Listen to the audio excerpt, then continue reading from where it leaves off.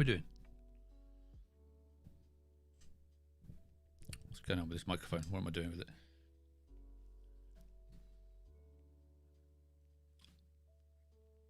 I think I've got this YouTube streaming figured out. I had to watch a YouTube video to figure out how to use the YouTube streaming, but that's not the point. It's working. Oh, I haven't turned my light on. There we go.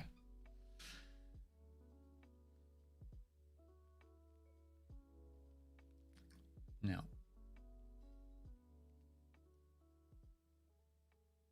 just want to see everything here.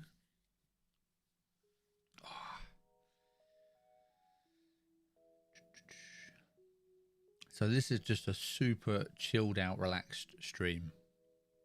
I streamed last night. I was so tired. I don't even remember playing the games.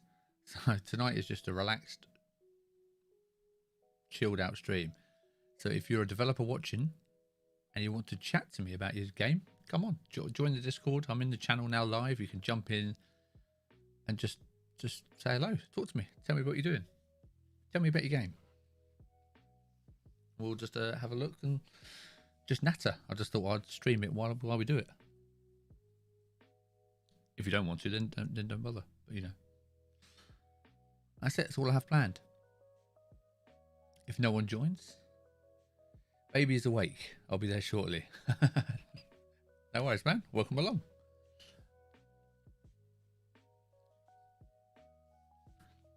Although I feel like if the baby is awake, you should not be there. Is that not the point?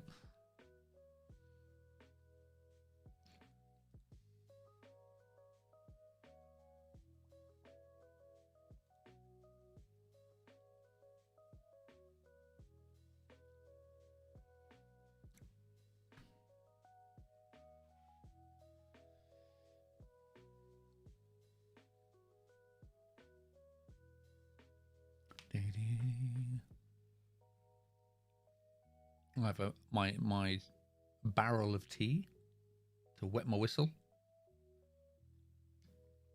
I should probably check the permissions on Discord if I've actually set up. Yeah.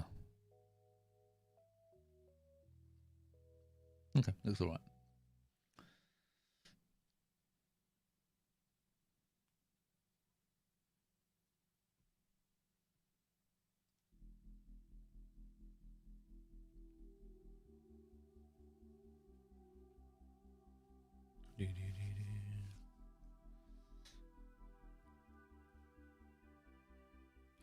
So yeah, like I said, you're welcome to use the text chat if you want to use the text chat and you don't want to speak in person. You're welcome to text in the chat, and I can read it. That's cool. But obviously, it's nicer if you want to join the Discord. You can talk to me. If you've got, tell me what you're working on. Tell me what games you got. You can send your links into if it lets you. I don't know about YouTube. If it lets you link stuff, then please drop your links in the chat. I'll have a look at your games. I'm just gonna browse the internet as an indie game fan. To be honest, I'm just gonna browse around and just see what everyone's making, what's going on. Totally different type of video for me, really. I'm usually playing something, so this is a bit weird. But you know, I don't know what's going on with this music either. There we go. So who do we have? Who have we got here? Who's in the chat? Who are you? What are you doing watching? So we've got Folak in the chat, who's in the Discord as well. Now, I've got his game here. I say his. I'm guessing. Might be her. So let's have a look. Why is it opened up in what browser is this? Is this Edge? Oh my god, it's opened up in Edge, but oh well. We'll have a look anyway.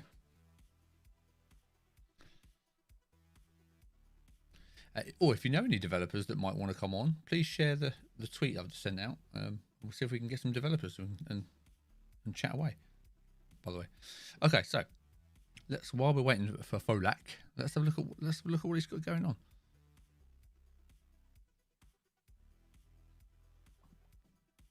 I was going to make a nice scene for just chatting. I do have a just chatting one, but I just, in the end, I ran out of time, so I'm using the gameplay one because I thought I could show off stuff.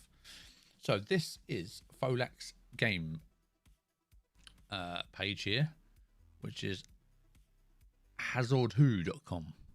All right, it's on Steam.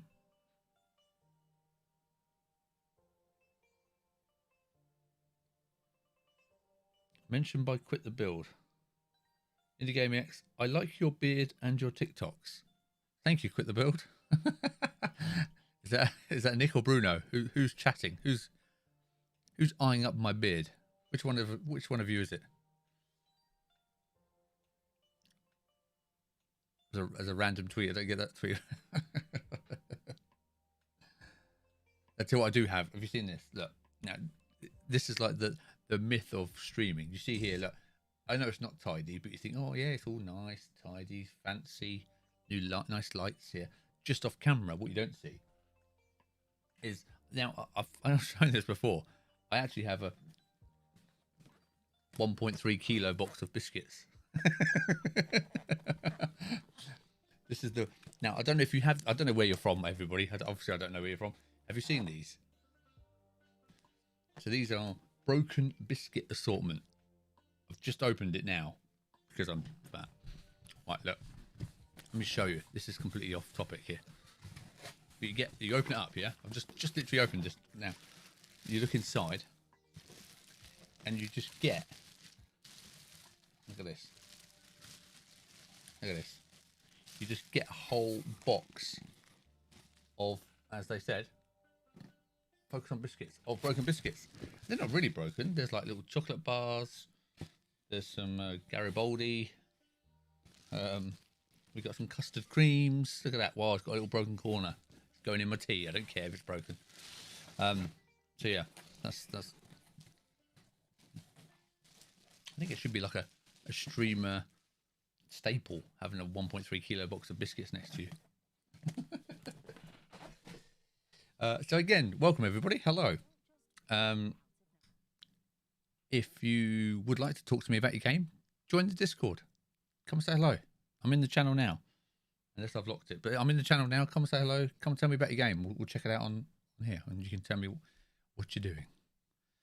So, what were we looking at? We were looking at. Still got a verse. Hazard Who we were looking at. Okay, so what is this? Explore a vast open world full of. I just thought I said dragon. I should put my contacts in. Full of dangers and wonders, where every building and every item is player made. Oh, and the online world changes based on your actions. That sounds cool.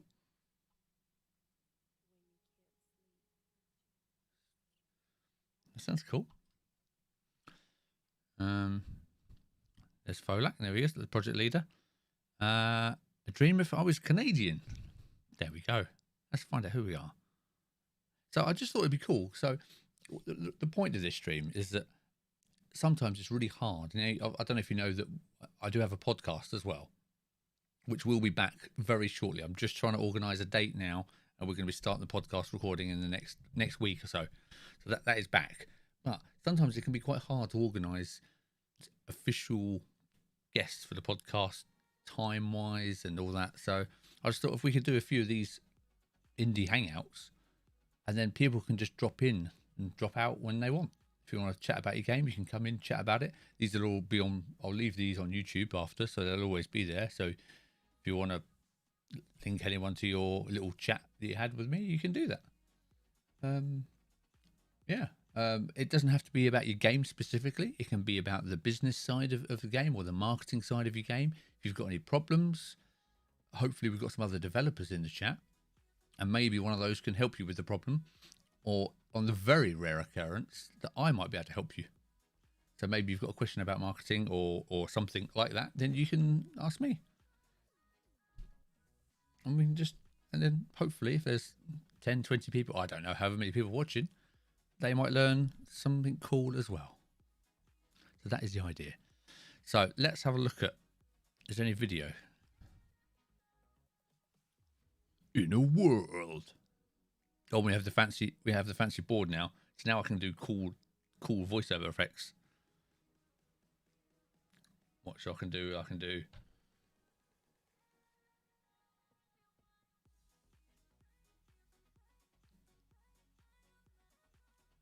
In a world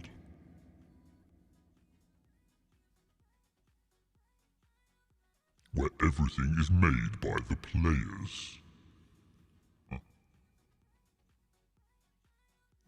make yourself at home.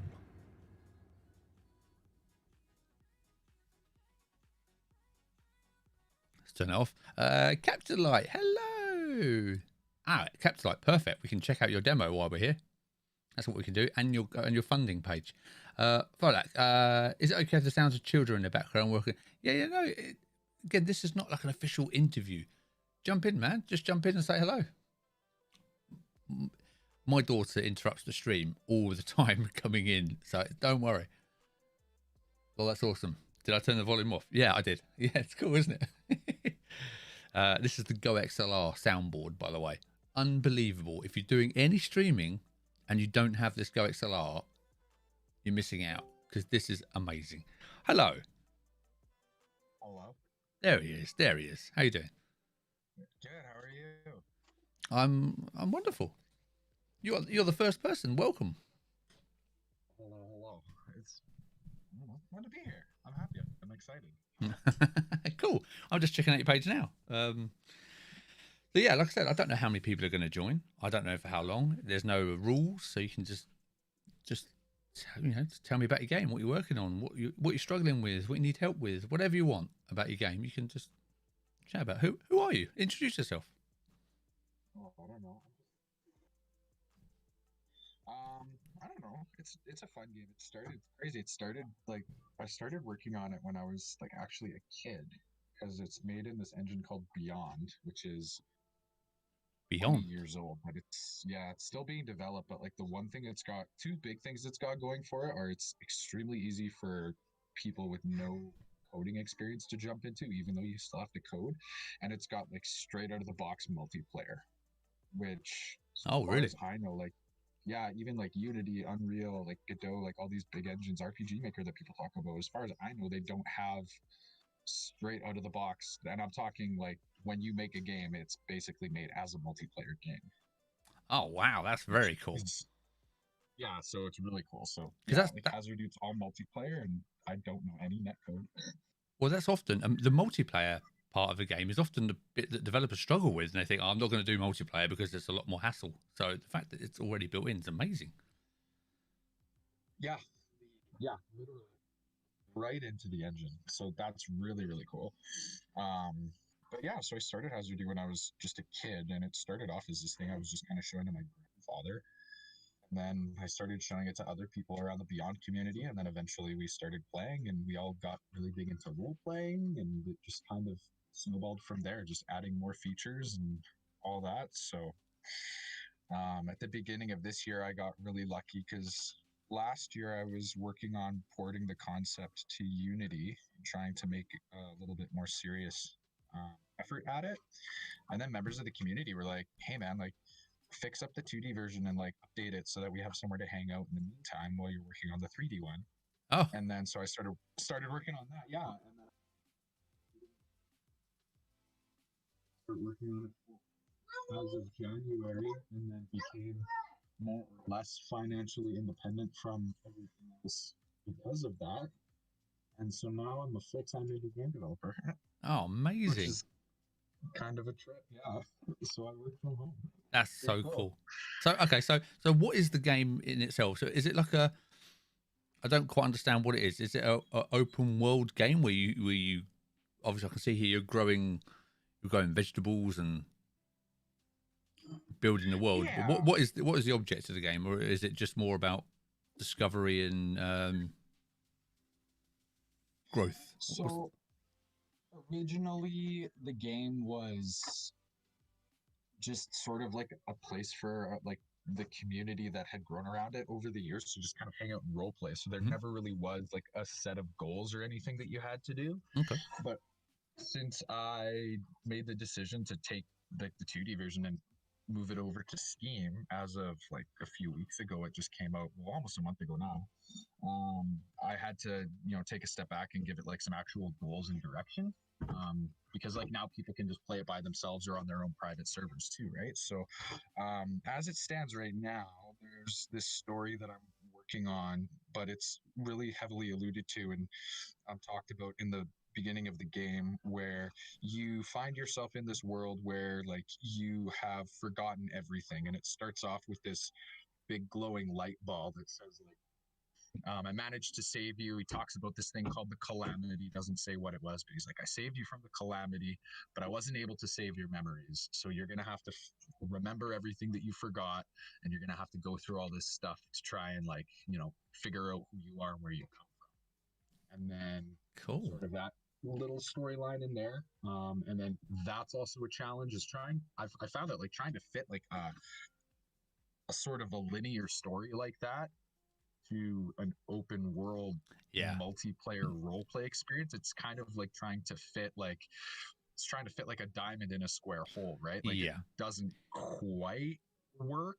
So that's been a real big challenge for me. But because I suppose it's the problem of how do you guide people places when it's supposed to be open. It's very difficult to do. Yeah, 100%. And so right now, my biggest thing, so I was just like, whatever, I'll just, throw people in this game and let them kind of figure everything out for themselves. And then I was looking at my Steam stats, and that's like the number one complaint that people have about the games. It's like, I don't know how to play this game. The game doesn't tell me anything. So I'm like, oh. So like right now today, I'm working on a tutorial right now.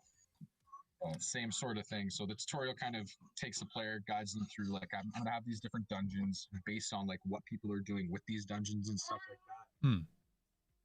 It's like spawn rates of enemies, the types of enemies that spawn, and stuff like that will kind of change over time. So we're going through these dungeons and the story progresses. Like it's kind of like, I guess the easiest way to kind of think about it is if you're like when you play a game that like changes the world as you progress through the story, it's sort of the same idea but on like a server scale instead of just a player scale. That kind of makes sense. Okay. So and how the hell does, I'm just trying to figure out how the multiplayer works. So if I start up an instance of the game, okay, so I'm going to play it myself. You said it's automatically a multiplayer game, but where is that server being hosted? On my machine when I'm live? How does that work? So there's basically three ways that you can play. I have a server that like I maintain and I host. It's called the Mudhaven server. So when people download the game and start it up, that's the first thing that they'll see. Then they have an option for a local game, which is just like single player. You play it by yourself on your own machine. And then you can create and host your own servers. So you can create and host them like right from the instance that you're playing the game at. Or what you could do is you could set up your own like dedicated shell server, like through like Linux or something like that on like complete separate machine and all that stuff. Okay. So how about when you say multiplayer, what do if you're trying to build a storyline, like you said, you're trying to fit a storyline into the open world, how do two people play that? Do you get a quest each, or is it the server that has the storyline on? Do you know what I mean? I'll tell you what. I'm gonna buy it now and have a look myself. Mm-hmm. Yeah. So the tutorial and storyline stuff, it's not on the live server right now. It's something that I've been working on. Oh, okay. But so to answer your question, that picture of my hands. Oh. To answer your question, like, so the stories itself, those are all stored on the server. So players will have like the opportunity to go through and like do all of the same stories that somebody else has already done on the same server. But like the furthest point that any player on that server has progressed would be basically where that server's at in the story. Right. Okay. What? £4.79 bargain. Look at that. It's 123 meg to download. Love it. Yeah, it's not very big. It used to be almost 200 megabytes, but then I compressed all of my sound files. 200. Okay, so I'm guessing is this your first game, your only game? Yeah, it's my first one. Like I said, like I've been working on it long. Done a couple of other small games, like on Beyond, especially. Like there was one called Ninja Team, which was actually pretty fun. That was from back in I think 2010. But as I grew up a little bit, I had to take a step, move away from working on games and try to get a different. I was a chef for almost 12 years. Well, I'm just losing your mic a little bit. oh, sorry. That's okay. That's it. You were a chef for 12 years, did you say? Yeah, I was a cook and then a chef, and as all that goes. And then, Let's have a look. yeah, hopefully this is the first of many. Okay. Yeah. Well. Yeah. Now, now you're full time. You can do cool stuff, can't you? Yeah. Okay. So local game. Ah. Okay. No player. Okay. Choose your Mudhaven server.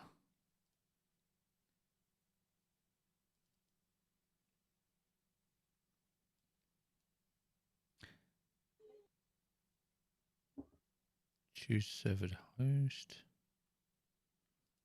Let's join that. Let's have a look.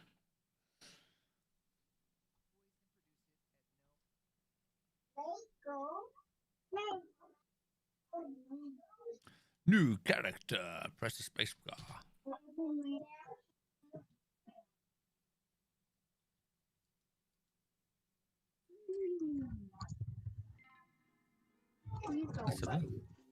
Let's have a look.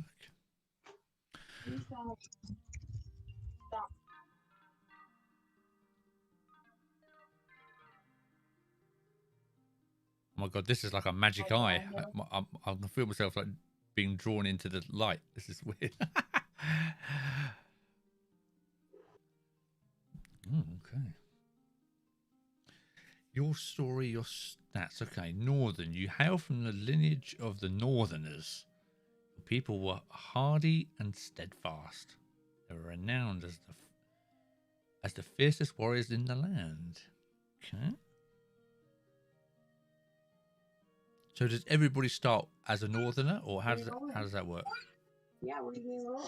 No, so those little arrows there, you can just click those. Oh, north, south. Oh yeah, mountains. Okay. Shore. South shores. Your ancestors were seafarers from the shores of the southern Archipelago. I can't say that one. Archipelago, though. Archipelago? That's the word. They lived by the sea and rode waves since. Okay. I can't be them because I can't pronounce it. Right, plains. Your people hailed from the Great Plains. They knew the woods and the rivers like no other. They were expert hunters. I'm a vegetarian, so I better not be a hunter. Okay. Chiprock.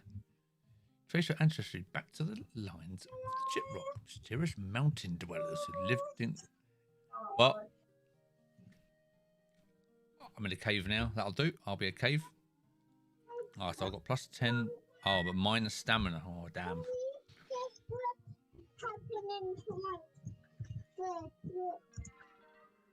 What did you look like? Dark female, pale male, pale female. Oh, well, always play as a female. Who's playing as a man? A bald female.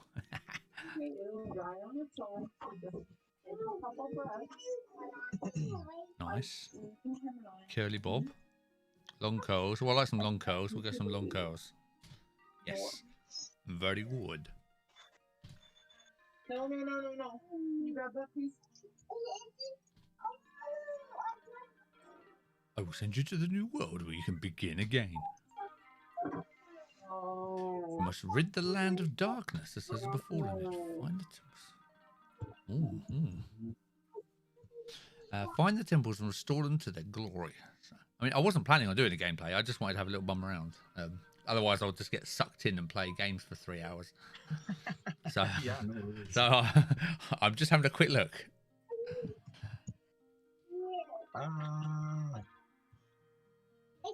Be sure to lay down roots before your journey. Oh, okay.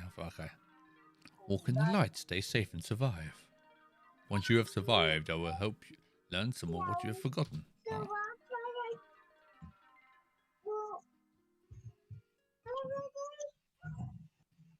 Oh, I died. Materializes from the void. Oh,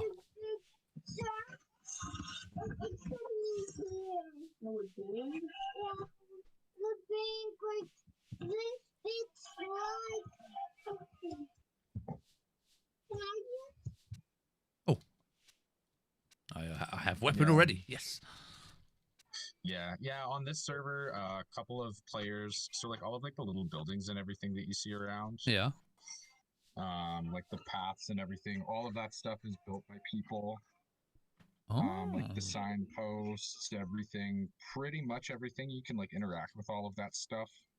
Wow. Yeah, there's a lot of depth to the game. It's just like a lot of the time when I was making it, I didn't really know what I was doing or how to design a game, and so like a lot of it's been like kind of like taking a good honest look at it and being like, is this done right? Like, is this easy for people to understand and use? And a lot of like changes in the code and all that stuff. So Yeah. I mean, it's funny, like you said, with tutorials, people expect tutorials now. But, and again, I might be showing my age, but I remember starting up games in the 90s. They didn't tell you anything.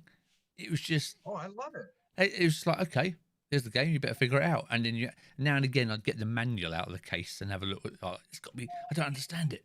But now, people, unfortunately, or whatever, they expect a fully, like, step-by-step tutorial, really, now. Oh, for sure they do. Like, yeah, especially in a game like this though, because it's like, you know, you kind of you figure things out and your character figures things out as you go. So it's like I didn't like on the one hand I was like, you know, like having a tutorial it fits with it. But I guess people wanted tutorials, but it's still fun. I'm just being attacked by a wild beast. Hold on. But yeah, even like oh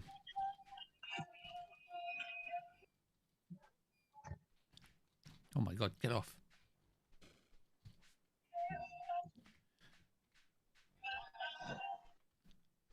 No.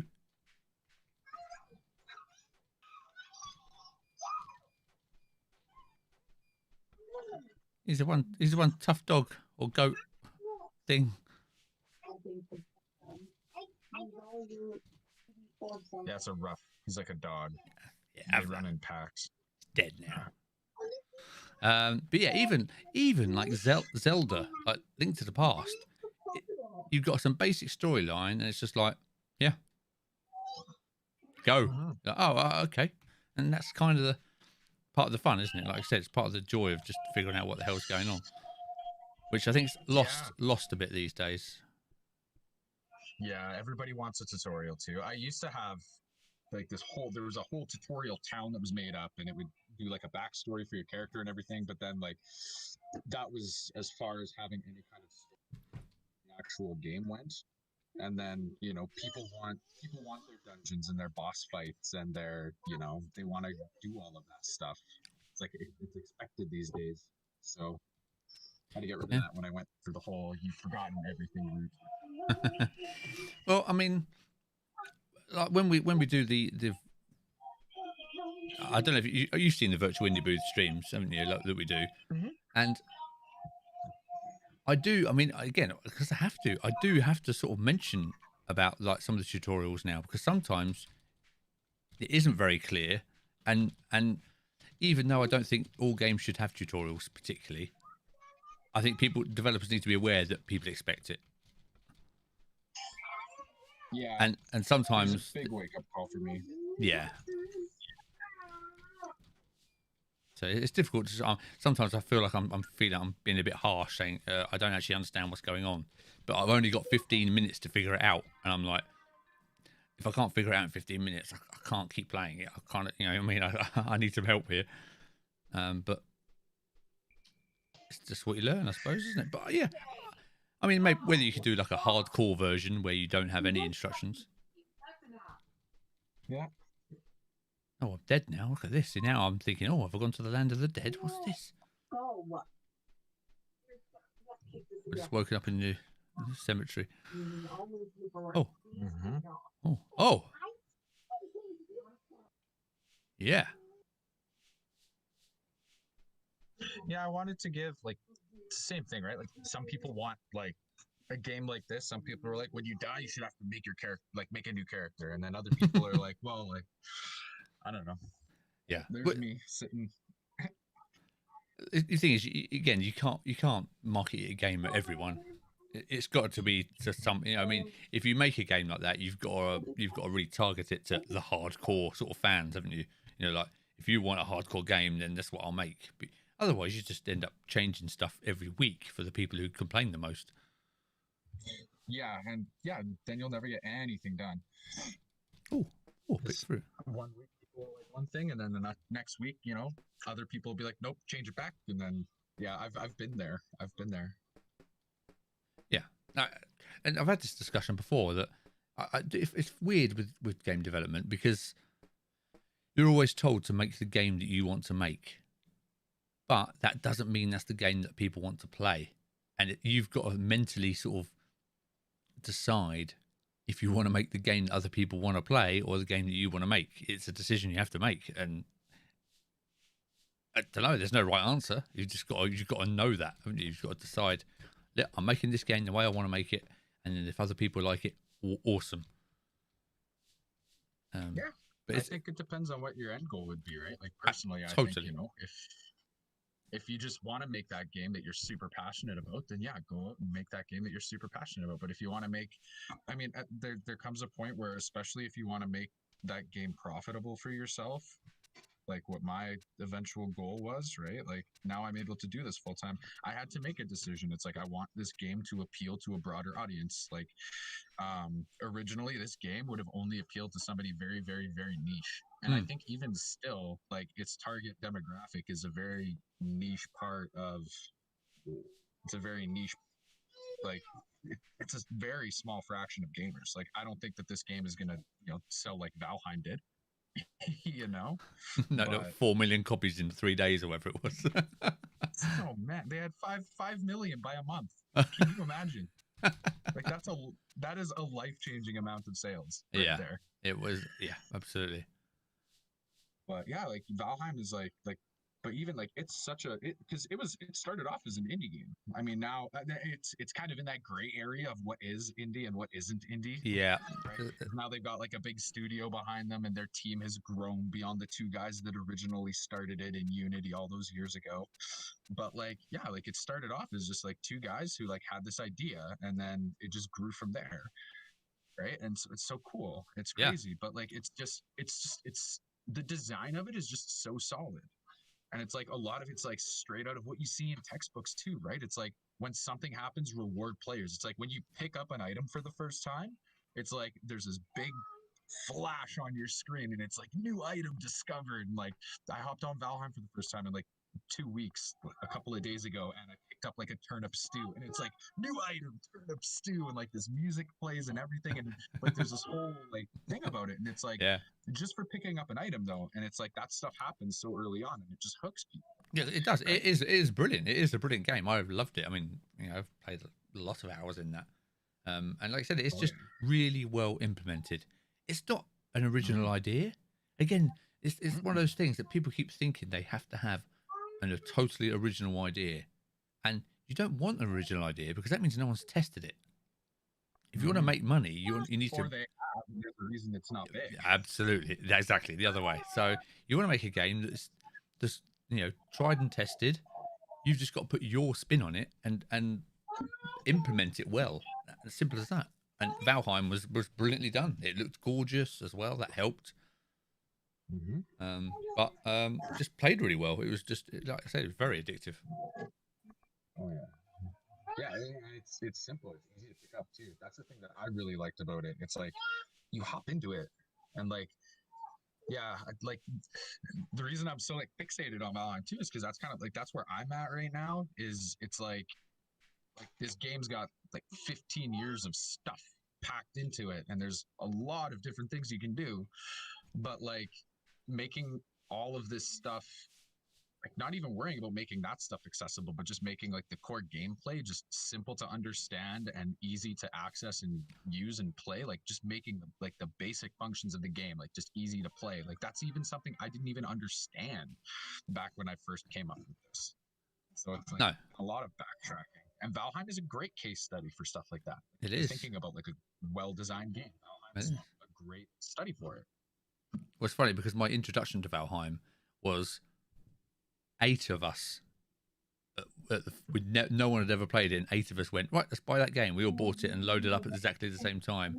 So you had 8 of us running around going, oh my God, you can kill this. Oh, you can do this. And it was just chaos for the first hour, of chopping trees down, setting fire to stuff. We're like, oh my God. So it was great fun. As a group, it was great fun. Yeah. And that first time a tree falls on you, Yeah, I know. like, oh man. I'm chopping a tree down. This is cool. Uh-oh. Oh my God. That, Yeah. I think that's the one thing that I hear consistently from everybody that plays Valheim. They're like, oh wow, like the tree physics in this are amazing. Yeah. Because if you chop a big enough tree down at the top of a hill, it'll roll down and take out the whole forest. Yeah. Like what? Well, the fact that the troll will pick up a tree and hit you with it was just amazing. What a great touch that is. Oh yeah. But yeah, Yeah, my friend and I were fighting a troll and it dug out a big old rock for us. but that's such a small thing, isn't it? That a troll picked up a tree and hit you with it, and people talk about it because it's amazing. But it's like it's just attention to detail, isn't it? Very good. Mm-hmm. But this is cool, man. Something that I'm very intrigued with this your game. yeah. I have a big update coming out in hopefully a few days. I still have a bunch of testing and stuff that I need to do. Oh my God! Don't kill me. Yeah. I mean, I was just there. Okay, so you got an update. Okay, well, we'll have a look.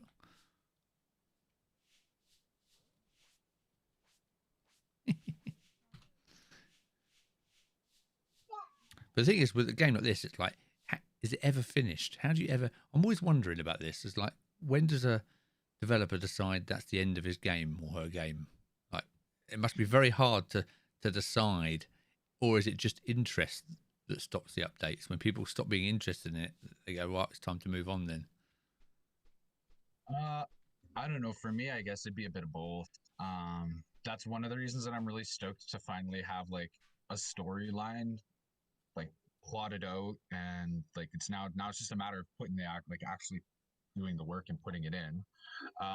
But like yeah, if you check out the website, I've got a roadmap on there for and on the Steam page too.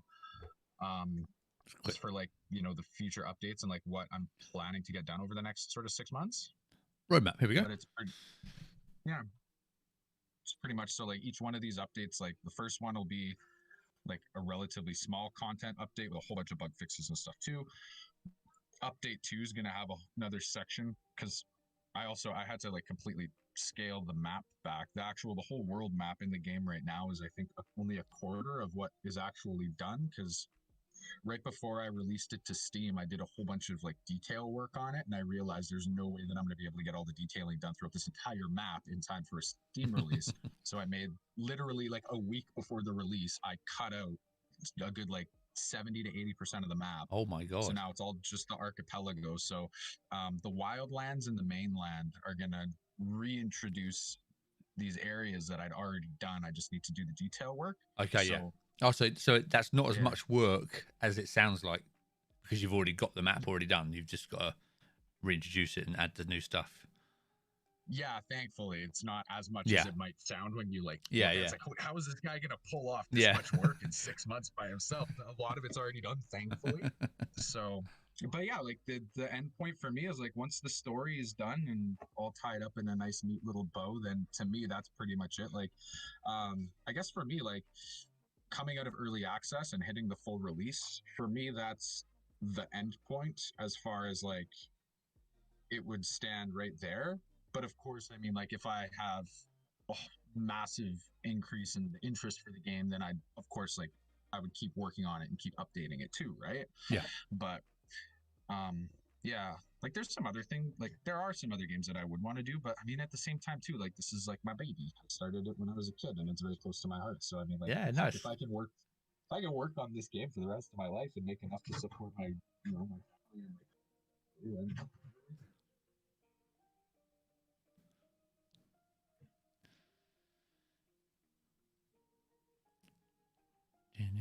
Just browsing all your stuff.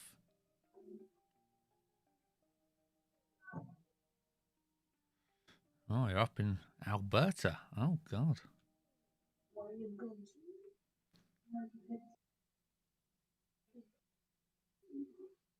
Cool.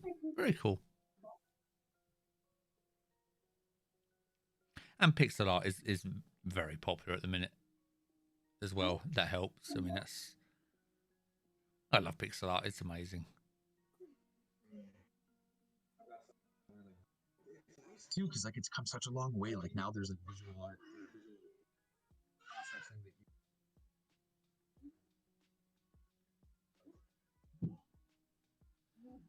you Studio Primitive. Hello, welcome along. How you doing, man? Thanks for joining again. You're always here, Studio. Whatever stream I do, Studio is in the chat. Thank you, I appreciate it. well, it's been really fun hanging out with you. I gotta run and get back to work there, but I'll keep hanging out on the stream and chatting away with people. I'm really excited to see like what other people got going on. Yeah, no, I really appreciate you being the first one on. Thanks for joining. This is what I just hope to do. Just chat about some games and have a look. That was all. But I appreciate it, man. Thanks. Yeah, no worries. Actually, yeah, I'll send this link to a couple of other developers around the Beyond community too. Yeah, cool. Yeah, another really cool thing that like we just added native Steam integration to the engine too. So we're still fleshing it out, but there's been a trying to branch out of the community. It's kind of like like incubated, like they just kind of like all hang out with each other. So like a lot of them part of like the wider indie games community, which I'm really happy to see changing around it. So yeah, I'll definitely share it around and maybe somebody else will pop in. Yeah, no, I appreciate it, man. Thank you very much. That's really good of you. And best of luck with it. Keep me up. I know you're in the Discord all the time anyway, so just keep me updated what's happening and where you're at, and we'll have a look. Yeah, absolutely. I'll talk to you soon. Take care, man. Thank you. You too. Bye. There you go. Very cool. That was very. I appreciate the first guest on the show of the unplanned show. So there you go. You can check out Hazardoo if you want to. Who have we got in the chat here? So yeah, it's Ace of Spades. What's up? Well, we're just hanging out and chatting, to be honest.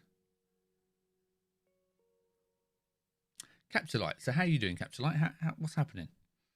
What's happening with your? So again, for anyone who's just joined, we are just hanging out, chatting to developers. Anyone who wants to join in. If you want to join in and chat like Folak did just then, the Discord channel is open. You can come in, just jump into the channel. Anyone's welcome, and we'll just chat, just like this. Oh, we have another guest. It's Deanna.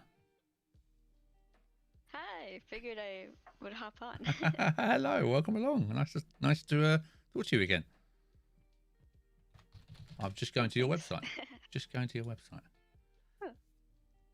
Thank you. Again, I don't know why I'm using Microsoft Edge here. What's going on? Why is it opened up in Edge? Who uses Edge? Oh, I haven't tested it with that, so I'm hoping it looks okay. Ah, there we go. I guess no one's tested it with Edge. Don't worry about it. It's not just you. So how's it going? So you've launched your demo. Yeah. I'm gonna. Feels like it's a pretty big achievement for us, just because we were working on the game for so long. Like, I think including all of the design reiterations that we did. Yeah, I think in total it took like around 2 years or so. So that was a big milestone for us and the team. Well, I remember when I spoke to you on the podcast originally, you were still kind of just designing and getting ideas, and you were nowhere near this stage, so that's really cool. Thanks for downloading. Oh, it's downloaded. I'm going to kill my bitrate now, so I'm downloading your demo. I did download it on the other PC, but now I've changed PCs. I've got to re-download it again.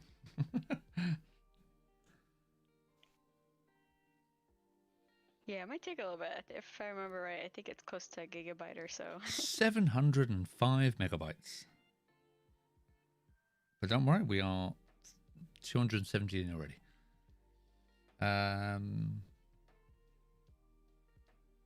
Studio, I'd love to chat about Attack of the Karens, but I'm working right now. No worries, Studio.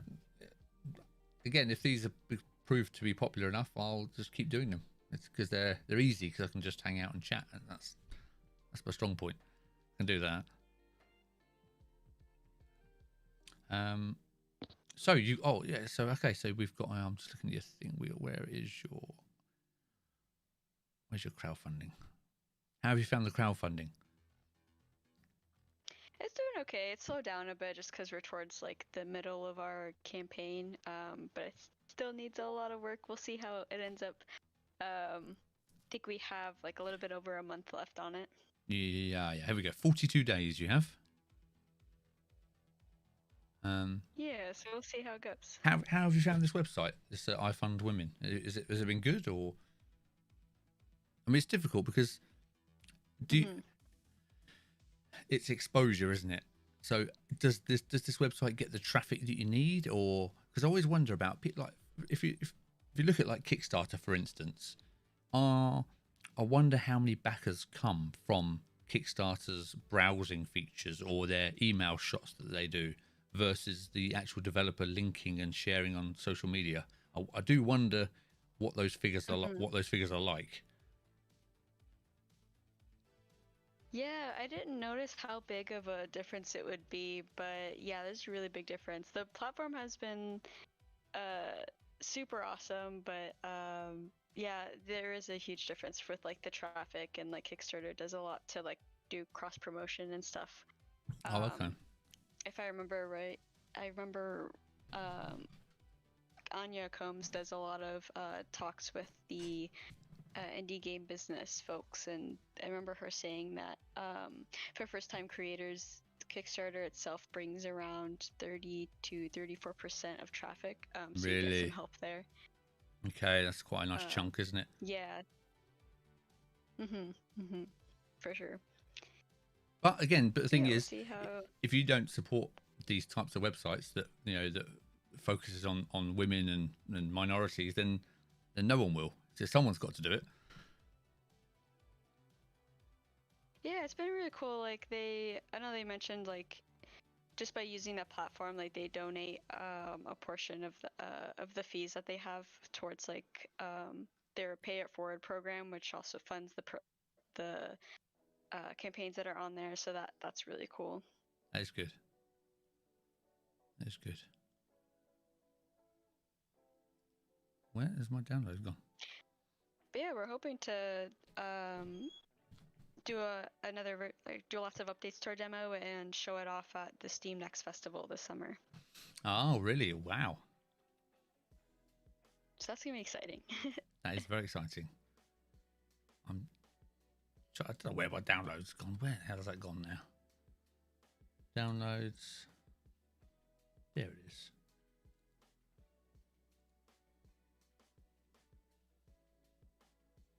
Let's stick it somewhere I can find it.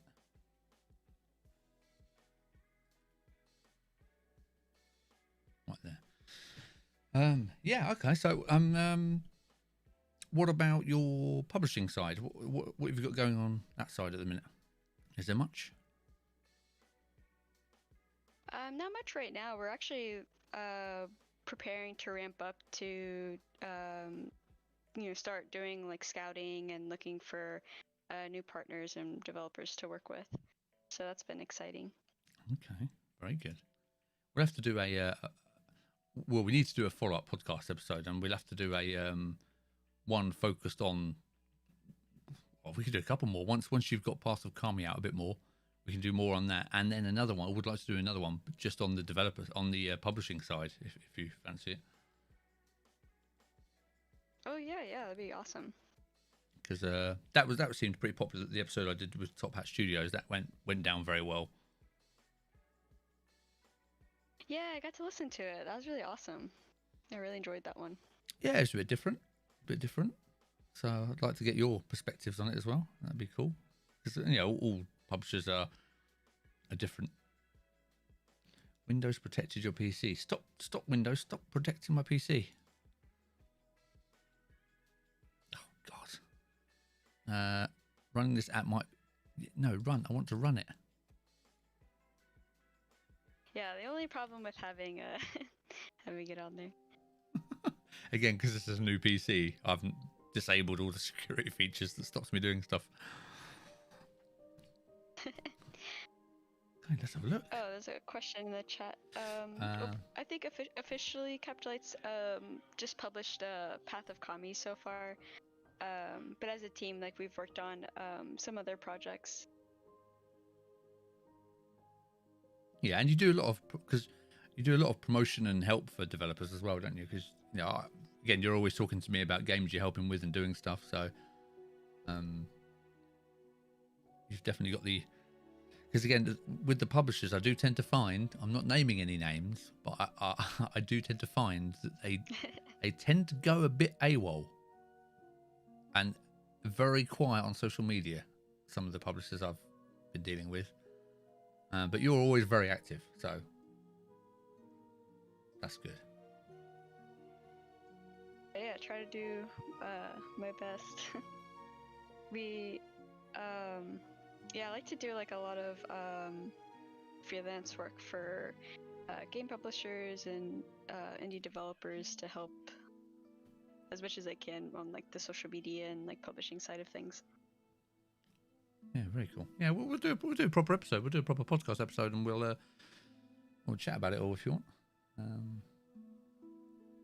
That'd be cool. So Wisp. Okay, here we go. Demo. Again, I didn't intend to play any games, and I've spoken to 2 people, and I've played 2 games already. Looks Funny interesting. how things work out. I know, yeah, exactly. Well, you put games in front of a gamer. What do you expect? It's like having this open pack of biscuits next to me. What do I expect is going to happen? I'm going to eat them. Because there you are. Ooh. Now, what is this? Is this controller, keyboard, mouse? Where are we at? That's what we got here.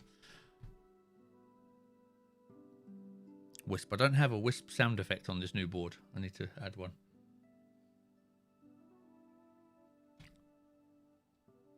Yeah, we're doing some concept art right now. The Wisp right now is just like a floating ball, but we want to do like a floating skull with like fire coming out of the back of it. I'll explain along the way.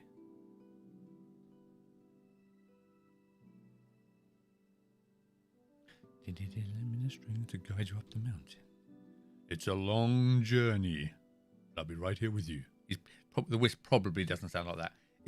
I'm going to assume it's going to be a female Wisp. Yes, you got it.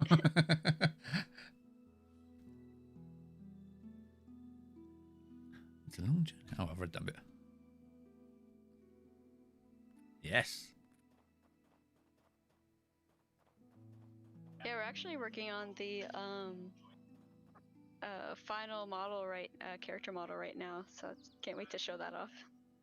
At what for which character? You mean the final wolf character? You mean the what's the wolf? Yeah, the wolf character. You're gonna have to remind me now. Is this Kami? Because I remember I always called it Kami, and you went, no, it's actually Kami. So. Oh yeah, you got it, Kami. Kami, yeah. Oh, nice. Look at this.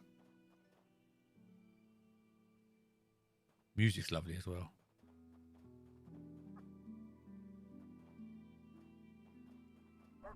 Oh, I can I can woof. What does this do? You can light lanterns with spirit fire.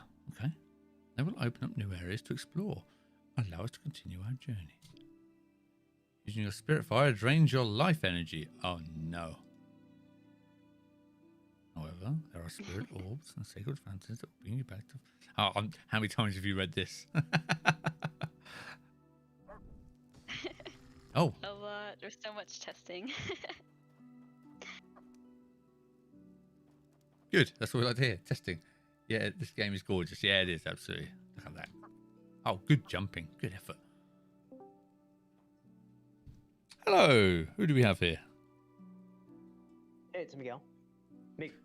Big. Hello. Hey, how you doing? I am running around as a wolf, so I'm pretty good. How are you? No, yeah, I saw your thing at 1, but I couldn't join. I had to do some work stuff. I'm in Los Angeles, so for me it's like 2 o'clock here. Yeah. Different time zone. It's always the problem Yeah. with the time zones because I don't know why most of the people I speak to tend to be in America. So yeah, it's the way it is. Yeah, I mean, that makes sense. I think most people are asleep by now, or it's just different time zones. I think that it is. It's always difficult. It's always difficult, but Yeah. hey, we get there. We get there. Now, is there full damage? Can I kill the wolf? Exactly. Oh, no full damage. You can fall, but you're not supposed to go in the water. No. All right. Okay. Fair enough. Being told off by the developer already. Look, stop doing that. It's always me. Oh no. It's always me. Thinking spirit wolf water, maybe Yeah, fair enough. Oh, I can mountain climb now. Look at this. Oh. Was that in my headset or was that the game? I don't know. Was that a real dog? Oh yeah, that's my real dog. Oh, I was thinking, wow, it's like 3D barking effects. Stop going in the water. Stop doing that. I won't stop doing that. Can I make it? What's that?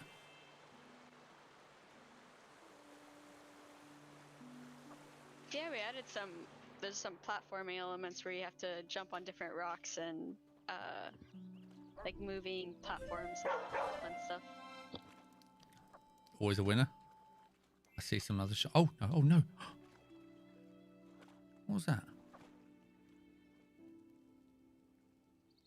Can I make it for that one?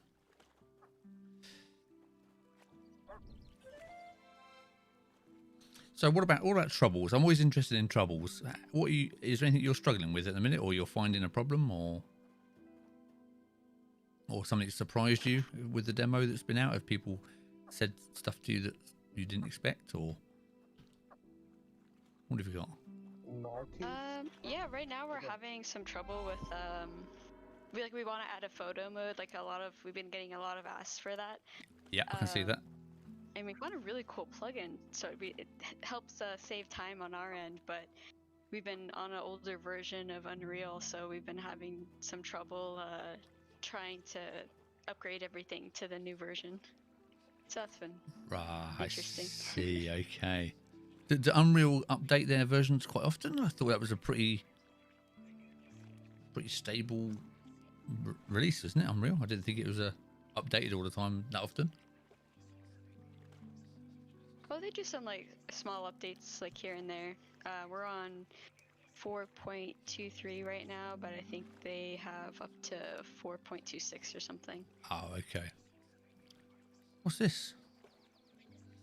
You found a Magatama bead. You can correct me. A Magatama, a sacred jewel overflowing with you got it. spiritual power. What does it do? What does it do? Right now, it's just a cool collectible, but we're planning later to have certain collectibles you get to affect gameplay later on. So. Well, collectibles are always popular anyway, aren't they? Even if they're just collectibles. Oh, for sure. Lots of achiever player archetypes really like finding all the collectibles. Yeah, shiny syndrome, isn't it? Oh yeah. So I know we've spoken about this, but for anyone else, what is the idea behind Path of Kami? What's the overview? It is a 3D puzzle exploration game that follows a wolf named Kazuo and his journey to the spirit world. And the demo goes over like a portion of his journey in the mortal world. But yeah, the overall story is just kind of focused on him and the Wisp relationship as they journey to the afterlife. Very cool. I actually noticed he's semi-transparent as well. That's really nice, isn't it? Yeah, we really wanted to avoid having UI on the screen to Yes. focus more on like the environment side of things. So health is conveyed by how invisible you look and the number of floating orbs you have around you. Okay. I'm just seeing if I can see a brain or anything in there. No. Or the backs of Yeah, I was eyes. gonna say, it looks like a ghost wolf. I like that. Yeah. Gives me Zelda vibes, maybe it's because of the wolf. Yeah.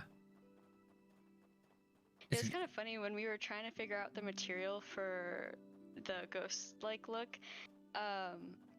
You know, you have like the glowing pattern on it, and whenever he would jump, his tail would go up, and you could just see. For some reason, it just looked like his butthole was glowing.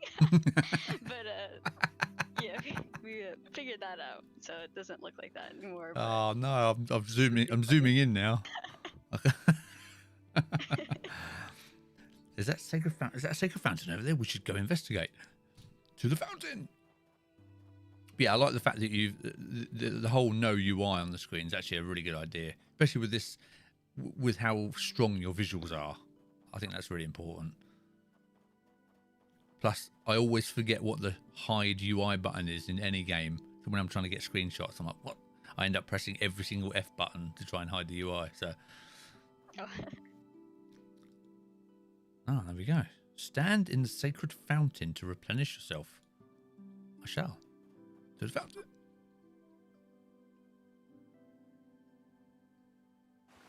Oh my god! I made myself jump then.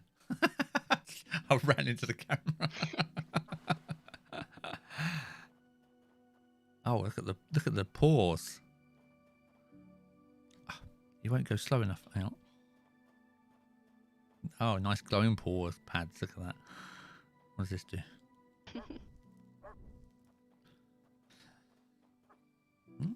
So how far? So okay. So when you created the demo, did you create the demo as a new demo, or is this a slice of level 1? What did you do about that? Oh yeah, that's a good question. We wanted to, like, I know a lot of people do demos and it's kind of like separate from the final game, and we wanted to try to save some time as much as possible. So the demo is like a portion of the prologue that we have planned for later. Oh, okay. So this would be the little intro discovering area. Okay. Yeah, okay. this is a lot of like introduction to like the puzzle mechanics and getting to know the world a bit.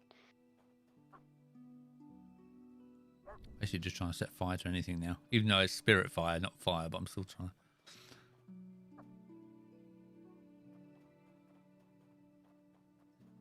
Let's just check all your nook and crannies, just in case I find a little bug for you. That might actually be one. Oh, wait. Because you know day one, someone's doing it. No? Oh. Oh, yeah, we've had... Watching Let's Plays has been fun because it looks... A lot of players love climbing on, like, everything. Yeah, you can't help it. Just any game you can run and jump, it's just like a habit forming. You can't go anywhere without jumping and jumping on anything. And especially because you've got such a good jump in this. Will there also be like any interactions with maybe a possible NPCs or, you know, any other type of items in the game, or it's just gonna be mostly just solve the puzzle and move here and there? Yeah, we want to add like a lot of interactive areas, like the bell near the sacred fountain, for example. We want to like have you be able to ring the bell. Later in this demo, you get to collect an Omikuji fortune, and in the prologue, what we want to do with that is have it be randomized. So depending on what type of fortune you get, maybe or depending on what kind of fortune you get, the number of demons that you encounter later might be like more or less, for example. Okay. Old footprints in the snow. Got that.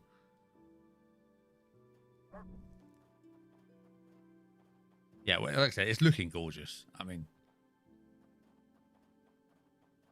looks fantastic. Oi. Now, okay.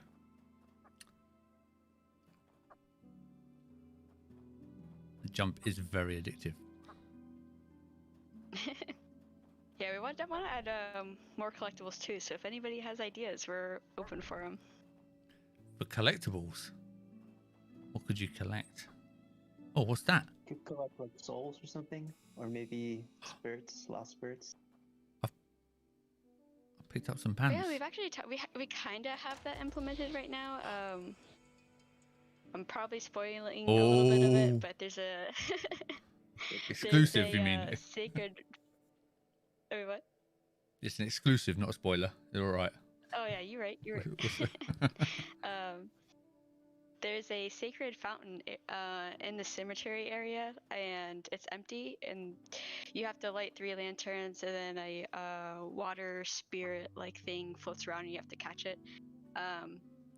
It's using some really simple placeholders right now, but we want it to be like like lost spirits or something that you have to collect and like bring back to the fountain. Very cool. That'll be great to see. Looking forward to it. Where is it? Where is it? Where's the... Oh, you got controller and keyboard support. I like it.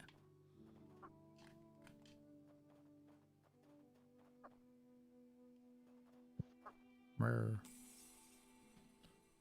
Are you using a keyboard right now? I've literally jumped between both of them while we've been playing. I can't find the Discord. You can't find the Discord link. That's on the wrong PC. Hold on, I'll see if YouTube will let me paste it. 1 second. But yeah, I can try maybe. Alright. If you find me on Twitter, it's in there. I linked it on Twitter. Oh, that's what I like to see. Look at that. You've got a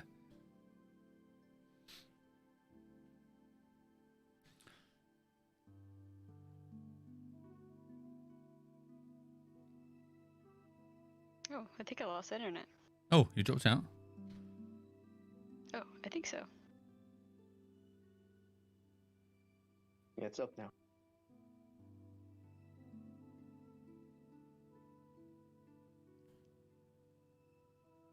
Let me see if I can. Did it let you paste the? I don't know if it will.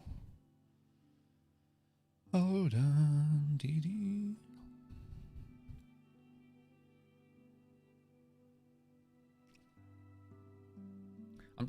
These stupid mic booms—they're just in the way. Whatever you do, they're in the way. I'm still waiting for someone to design like a really bendy but sturdy mic boom that I can just sort of bend around the right angle, because these, you know, you got like 2.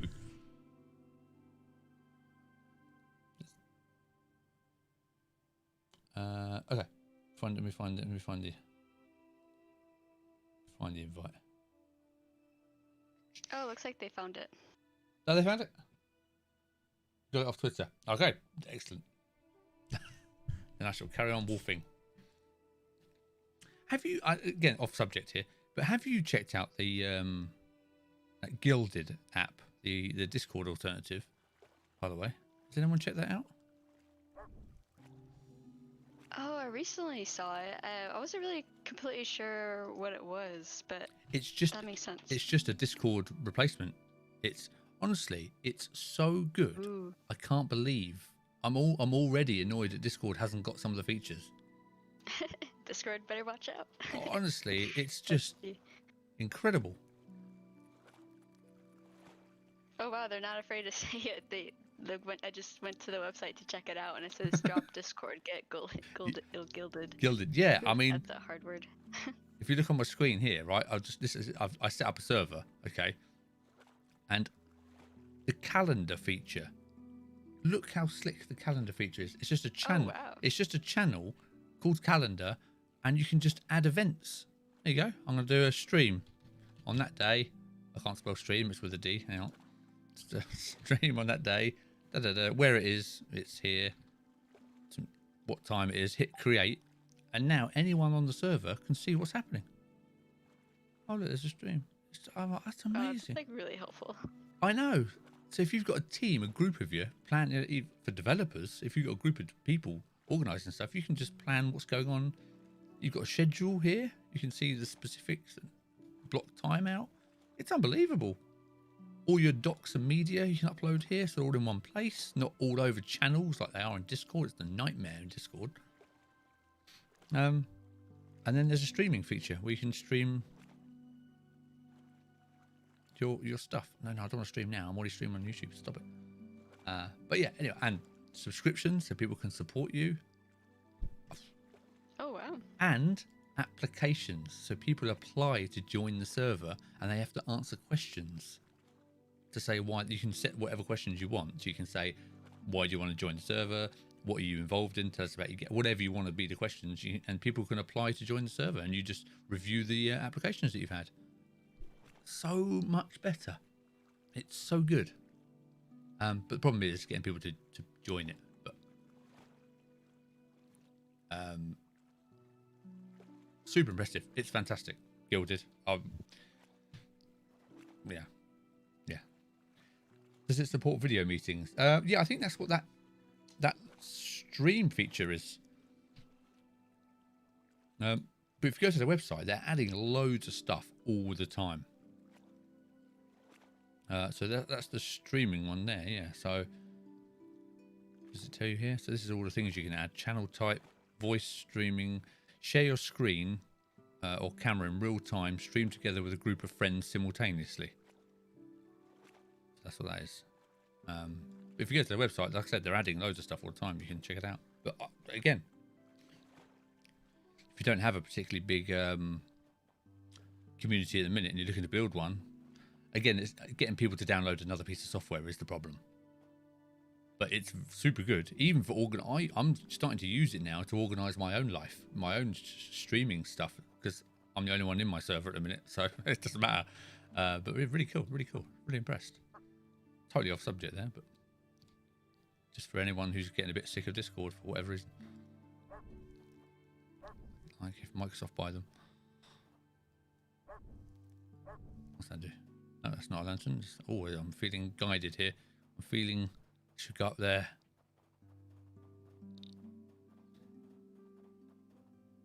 Discord is so hard to bookmark something you want to go back to. Yeah, once it's gone past the chat in Discord, and I'll tell you what I really hate about Discord, when it says you've got a mention on the left-hand side, and then there's about 20 channels with new messages on, and you click on mentions, and it doesn't actually tell you where the mention is. It drives me mad. But yeah. Oh, what's this?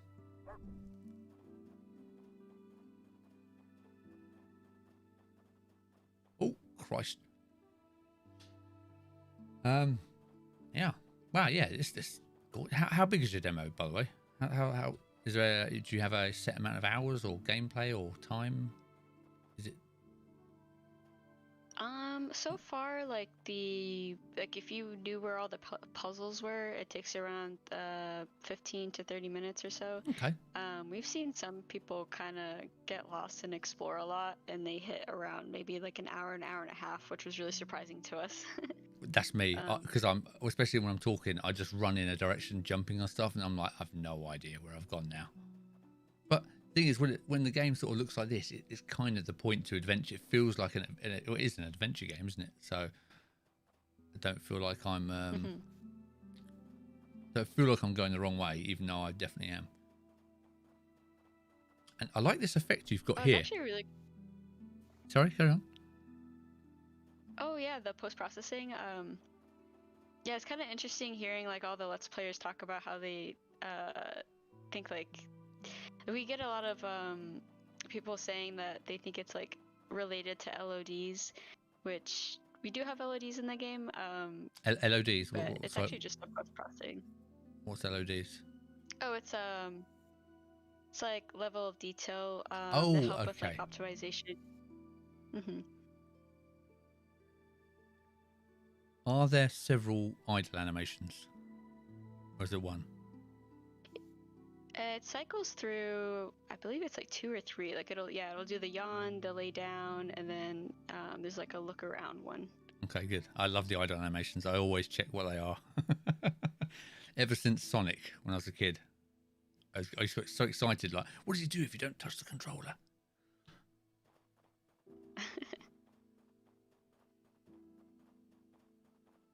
But yeah, that sort of, like as I was saying, that effect now that you can see here, that sort of icy cold effect, that looks amazing. I love that. I'm glad you like it. We're still doing like tweaks and stuff to it, but we really wanted to have like that watercolory, painterly type of look. Yeah. A lot of the textures are hand painted too, so if you go like straight up to like the rocks, for example, you'll see like it looks like strokes. Oh yeah, I can see. Yeah. Because I remember you saying, did you get a new artist at some point that just joined you to do stuff? When I first spoke to you, you said that they were really good. Look at that. Maybe I can't remember. I know recently we had a technical artist join us, and he's responsible for all of the VFX and post processing. The waterfalls, for example, he did amazing work. Yeah, it's been really awesome working with him and getting everything to look more lively. Yeah. Oh yeah. I mean, yeah. Like, you know, to say the game looks nice is an understatement, isn't it? It's amazing. It looks absolutely fantastic.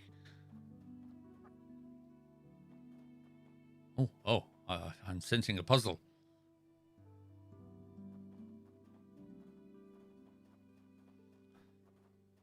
Yeah, we still have a lot of work to do in this area right now. It's what we have there is placeholder. We want to add like a samurai house where you can go inside of this building.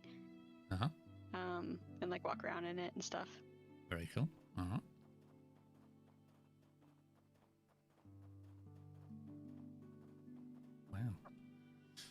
Wow.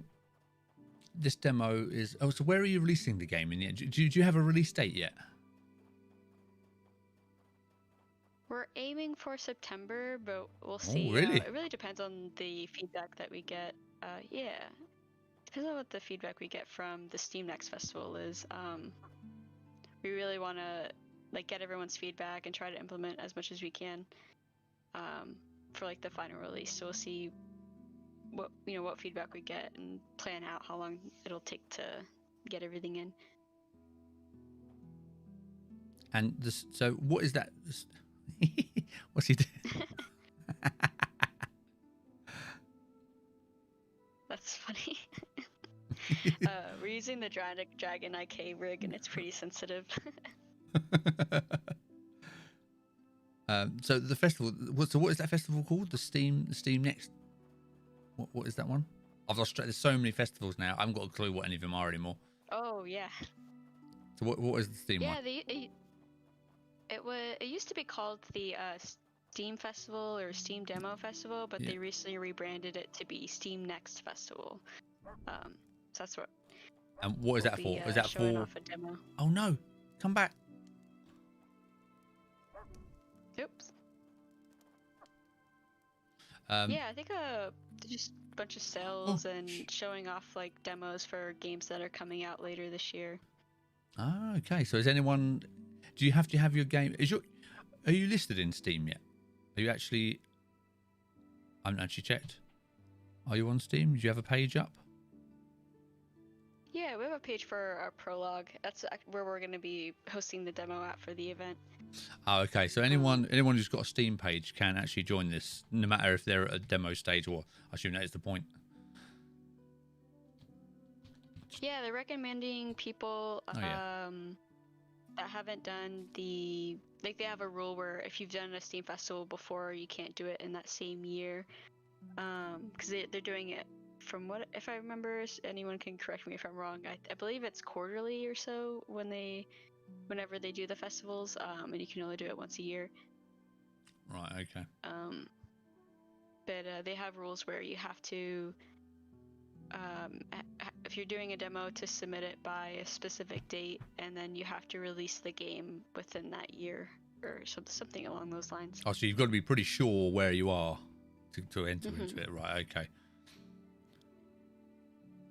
Or else what? I mean, that's a you've got to release it, or yeah, else. I'm not sure. Okay, what happens if I don't? What are you gonna do? Yeah, it seems pretty nice, so I don't think they would, do anything to. It's just a funny threat. You better release serious. it. Okay. Okay, so, that's cool. It's good to know. And what have you found for?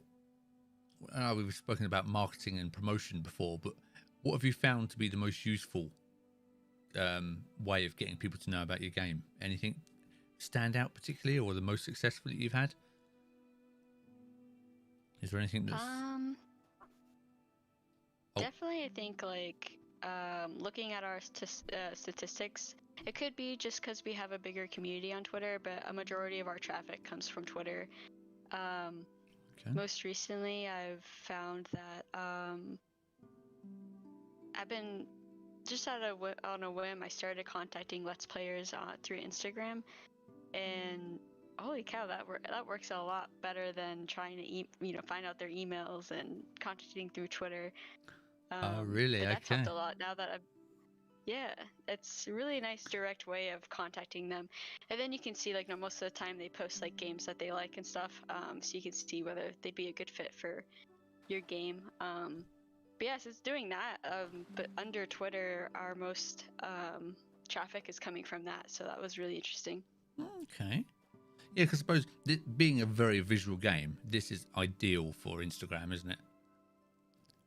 Because it's very yeah. It's another. It's like it's a scroll stopper. I'll say it now. It's got you look at it and go, wow, that's nice instantly. I mean, okay, not all games are based on the visuals aren't always the big key feature. But for yours, it definitely I can see why that's so beneficial. And is there a certain hashtag you're using on Instagram to find them, or are you just literally typing in Let's Plays, or how are you finding them?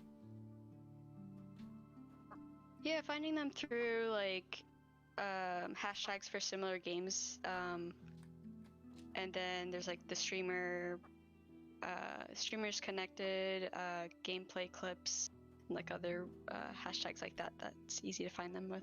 And do you see a direct correlation of when they stream to wish lists and stuff? Are you actually noticing that? Yeah, I think whenever it's actually really cool, especially itch.io has some really nice traffic graphs, and you'll definitely notice when you have a few Let's Plays, or if you're for example, there's days where I'll just keep on contacting Let's Players to see if anybody might be interested in streaming it, and you'll see the traffic go up a lot higher on those days. Oh, interesting. It's just always good to, when developers ask me, it's just good to point them in directions that they might find useful. Oh, I found a shiny. Yeah, I think something that really helped us was the Adventure Gamers website. They did a feature for, I believe it was the prologue, and oh my gosh, we still get a lot of traffic from that article. Adventure Gamers, what's that? Let's check that out. Let's see what that is.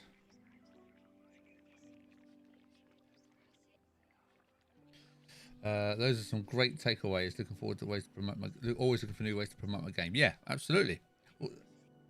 So now's the time to ask these questions. That's a big bark, don't you? You only have a small dog, don't you? I thought. He's a very big dog. Oh, is he? I thought you only had a small dog. He's oh no, he's a pit bull mix, so he's 80 pounds or so. Oh, right. Hence the. Okay, so Adventure Gamers. He's the sweetest dog. He just doesn't like people. Just doesn't like people. Oh no, he just doesn't the maintenance people have been around a lot, so he's just kind of like, who's Ah. this? I see. Okay, is this the website you're talking about, Adventure Gamers? Yeah. Yeah, they cover a lot of exploration adventure type of games. Path of Kami. Okay. You have a question, Capitolite. When you contacted Let's Players, do you just send them your press kit and pitch for your game, or do you spend time building relationships first? That's from Studio. Yeah, normally I try to do like a deep dive on like the games that they've played just to make sure they're a good fit, because a lot of times they get upset if you like contact them and like they just don't play those types of games. So I normally will start the conversation like, hey, I noticed you played this and that game. My game's really similar to that. Would you be interested in checking it out? And then I send them a link to the game, and then we start the confirmation. Yeah, English. The conversation from there. That's a good idea, because I get, as you can imagine, I get loads of messages from people, and I still get people saying, hi, can you review my game? And instantly I'm like, I don't review games. You've only got to look. You won't find any reviews. I don't, which means you haven't bothered looking. And even though it's like that sort of, you just want someone to take a little bit of care to check that they've actually checked your content. So it is important for a content creator. It is important to feel like the person contacting you has at least looked at what you do. It's always good to know. Yeah, for sure. I actually had one of the Let's Players be like, thank you so much for actually checking out the games I play. I get a lot of asks for, games that aren't really in my wheelhouse, so they really appreciate it. Yeah, and instantly you've put yourself to the front of the queue. Oh yeah, you're the one who checked. You were the nice one. It's hey. Anything to get ahead. Just got to remember that any little technique you can use to get ahead to make yourself different. I still get sent keys for games, and I've never even spoken to the person. Every couple of days I get a key. Hi, here's a free key. Review our game. I'm like, I don't even know who you are. I don't know what your game is. I don't know who you are. I'm just sending free keys out. It's insane. Okay. This is a cool website then. Linux, Macs and PC. Oh, so okay, so you are actually coming out on Linux, are you? Yeah, we want to How's that? port to Mac and Linux eventually. How's that gonna go? Yeah, we have one of our developers has a Linux computer, and we have some other artists that have Mac. So we're after we get all the bugs and everything looking good, we were planning on starting the porting process for that. Yeah, because I don't know how Unreal runs on Linux. I don't know how well it'll run on there. And my PC's gone mental now. It's all gone slow, and I've bugged it. Yeah, I used to be a big Linux user, and I used to try and only play games on Linux as well. So it's a good. There's so few good games out on Linux. I know people are going to tell me there's loads, but there really isn't. Not quality 3D games, adventure games. It really is quite a slim pickings. So to make yourself different, to release on Linux, you've already got an audience there who are desperate to play games. So I think it's a very good idea. What have I done to my PC? It did not like me tabbing out. Yeah, it's good. Good promotion too, because there's a lot of like Linux dedicated websites. So that's like really good PR for the game too. Yeah, definitely. Again, like I said, they will talk about your game, because if you are one of the games that plays on Linux really well, they will tell all their Linux friends, and there's big groups of Linux users. So if it again, you've got to weigh up the effort of converting it and all the work that's going to cost, to take to port it to Linux. But if you can, even if it runs really well on Linux anyway because of the engine, make that a selling point. Even if you haven't done anything specifically to make it Linux compatible, make that one, make that a selling point to the Linux community. Say, oh yeah, I've got a game created, on Linux for Linux. And they'll be like, oh yeah, wow. Mhm. I fatal errored your game, I'm afraid. It's my fault. Oh no, I'll have to look at that. I wonder. We used to have like a timer where the game would automatically shut down after a certain amount of time. I wonder if it might have something to do with that. It may. I tabbed out, so maybe it just went no. But just in case. Now my mouse is frozen, so you've just got my face now forever and your website, which I can't move. What's it doing? How have I broken it? There it is. It's back. There we go. Okay. Cool. Well, I'm glad it's going well. So what's your next stage now then? So now are you just bug collecting and fixing? You're obviously building up for the next Steam event, and then is it seeing what happens after that? You'll decide sort of where you're going next with it. Yeah, we really want to get lots of feedback and see how it's received on Steam, and kind of decide where to go from there. But for sure, we want to get the prologue out and on Steam. All right. And do you have a favorite place for people to download it? Do you prefer if they download it on itch? What is more beneficial to you as a developer? Do you get better stats from itch than you do Steam, or does it make any difference at all? I haven't seen the conversion rate from like the traffic from those platforms going to Steam, but what's really interesting is that I've been pushing itch.io a lot because I always thought like maybe like it's a little bit more well known, but even though I've been pushing itch.io so much, our Game Jolt statistics are like about the same. So that's really interesting. No, really. Thing is, there's so many different platforms now. You've got all these different platforms and websites you need to be on.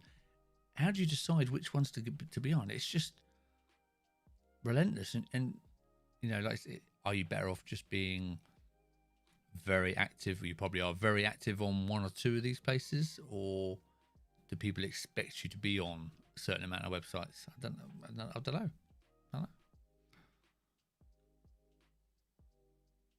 Yeah, I've kind of just tried to have some sort of presence on as much as I can, and then seeing traffic wise, like what's the best traffic sources, and kind of focusing on those. But yeah, I've been playing around a lot with Game Jolt has like a new community feature, which is sort of like having like a Discord community, and you can post to stuff, and they can feature your posts and stuff. So I've been getting some pretty good traffic from that. Oh, okay, that's interesting. So I'm on. I don't know if you can see the screen or not. I'm on Game Jolt now. Mm-hmm. So this is your feed. It does look very neat, actually.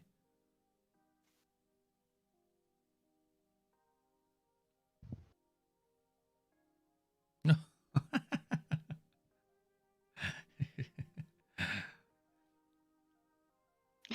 I love it. That's really cool, actually. I love the cut. Look at the eye color. I love that.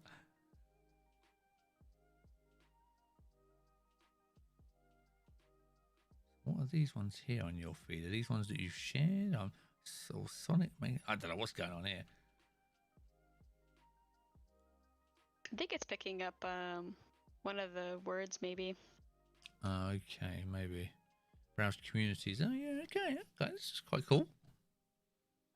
And then your game just gets a page on their website, does it, that you can link people to? And then obviously people can use the keywords, and you get, just like I just saw then, we saw people's other games being featured there. Mm-hmm. Yeah, and you can also make a community for your game on there too. Okay. Might be worth a look at. So there you go, Game Jolt. If anyone's not on Game Jolt, that might be worth looking at. Oh, cool. And with your crowdfunding, do you, if you don't get your full funding, do you get the fund that you've already got to, or is it all or nothing? The former. It's really flexible. We'd still be able to get the funds. So we'll be able to. Our goal with the crowdfunding campaign was to help get funds to offset development costs. So we figured it would be like a good fit for like our goals that we were aiming for. Yeah, definitely. But would you consider another crowdfunding in the future, or is that, was this just to help you out to get you going? Yeah, we were definitely considering like this was actually my first crowdfunding campaign, like running like the entire thing. So it's been a big learning experience there. So we're thinking like depending on how the demo is received on Steam, launching our prologue and then maybe doing like a Kickstarter for the full game. Okay, yeah, that makes sense. Yeah, because I've noticed you. I'm seeing you more and more online now, just from, just casually, just naturally. I'm seeing you on Twitter and especially Instagram. Like you said, I'm seeing your posts all the time.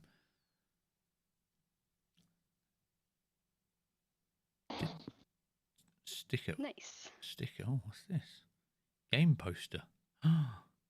Game poster. Yeah, we're actually planning on launching a new reward tier later this week. We partnered with Larka Bark to do Casio keychains, keychain charms.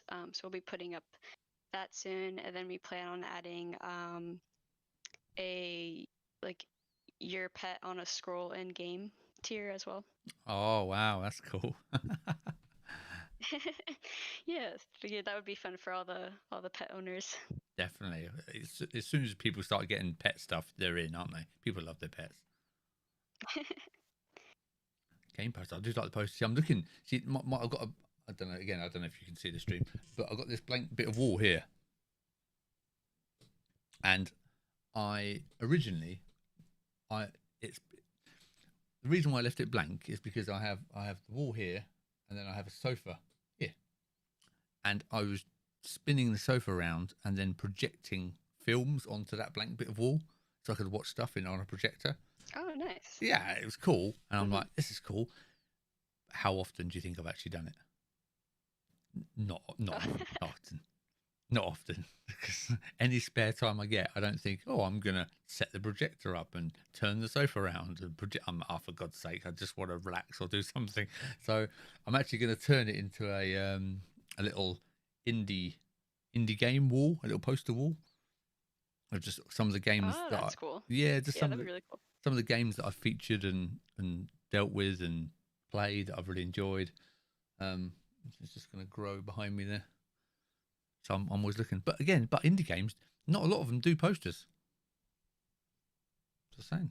Yeah, it's really hard to do merch. I've actually following your t-shirt journey to find the Don't. right t-shirt because I've been it's been interesting trying to find partners to get merch, and we really want to put up a merch store.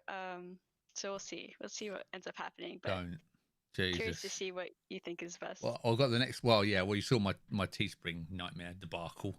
How ridiculous is that? We'll send you. Yeah, that's pretty crazy. Yeah, exactly. Yeah. Send you 2 t-shirts. Great. But they're totally different t-shirts. The quality's different. The size of the print is different. How do I know which one I'm going to get? Well, you don't. You just get one or the other. I'm like, what kind of answer is that? So Teespring, they're out. They're dead to me now. This one I've got. This is the second one I've got. I will do a video on the next one. So I'm going to do a video on this one. Apart from the mess. But this is actually lovely quality, and this is from an American company. But the quality is really good. I really like it. But this is the longest T-shirt. It's like a dress. It's so long. I've never known how. So it's like I can't even show you the end of the T-shirt if I stand up. It's like it must be about 1 meter long. It's the longest shirt I've ever known. I feel like that's a style now. Recently, I've been noticing that with women's clothes too. Like the shirts are so long, and I'm like 5'1", so I'm like, yeah, this is like way too long for me. I could wear this as a dress. Yeah, well, that's what this is like. But the quality is really good. And where are they? Where are they? Let me find out. Find out who they were. They were not to spoil the next video, but I want to find out who they are now.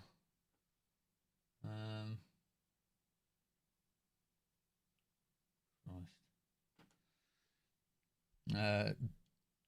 Studio Primitive. Maybe I'll do bobbleheads instead. That'd be amazing.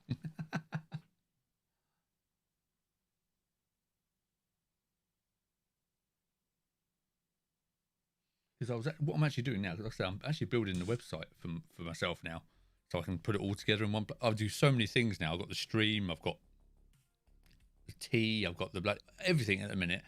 I'm finding it hard to keep track of all the stuff where everything is. So I am doing the website for Indie Gaming X, so it's all in one place now. And I decided I've built loads of Shopify stores in the past, but Shopify is a poor platform for anything that isn't a shop. Basically, if it's a shop you want, Shopify's great. But if you want a blog and you want other stuff, it's a really awkward platform to use. So I went to use Squarespace. I thought, I'll try a Squarespace site. I'm nice and simple because I don't have time. I could do a bloody WordPress website. I just can't be bothered. I just don't have time to do a WordPress website anymore. So I went to Squarespace, and then what have I got? And then I went to Printify as a printing platform. Okay, so Printify are they're like the middleman, so that they're like a marketplace for printing items. Okay, so you can choose the item you want. So you want this t-shirt, for instance. You go to Printify, you say, I want this t-shirt, this color, this design. You design it, and then they give you a choice of like 10 people who you can choose to print it for you, and they've all got reviews, and they tell you like which country they're in, so you can choose local to where you are or where they are. And great. The problem is they don't integrate with Squarespace. I'm like, oh my god. So I'm trying Printful next. So that's the next one.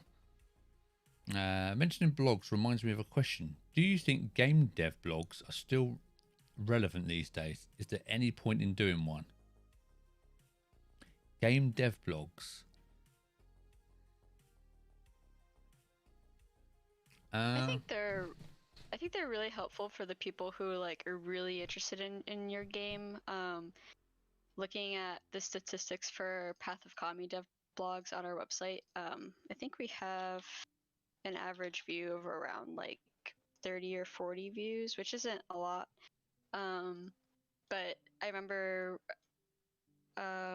before we had our demo out, like we had a few Let's Players just talk about how they read the devlogs and how they knew all this inside information because they read them. So I think they're really good for those like hardcore people that are really interested in your game. Yeah, I mean, what you got to remember is that if you're doing a devlog, then it's SEO friendly. So the more content you're creating about your game, that means Google is going to be you're going to be found on all the mentions of your game on your own website, and that's only going to grow over time. So it can only help to have a devlog. How many people read it? How many people read it? Almost doesn't matter, because it's almost like an archive. So as long as you can keep it up there, and it's a good reference point to send people to if they want more information. Because some people, like Deanna says, some people really want to know about how you made that block, how you made the animation, how all that stuff they want to know. And if you don't want to keep answering those questions, then you can just send them to the devlog and read it all. And it depends, as long as it doesn't take too much of your time, then it can only help you. How are you finding Squarespace? I went with Wix, but they irked me in the last month with the fact that they will not allow you to upload an exe to your own website. Oh, okay. Squarespace is incredibly easy. I hate Wix.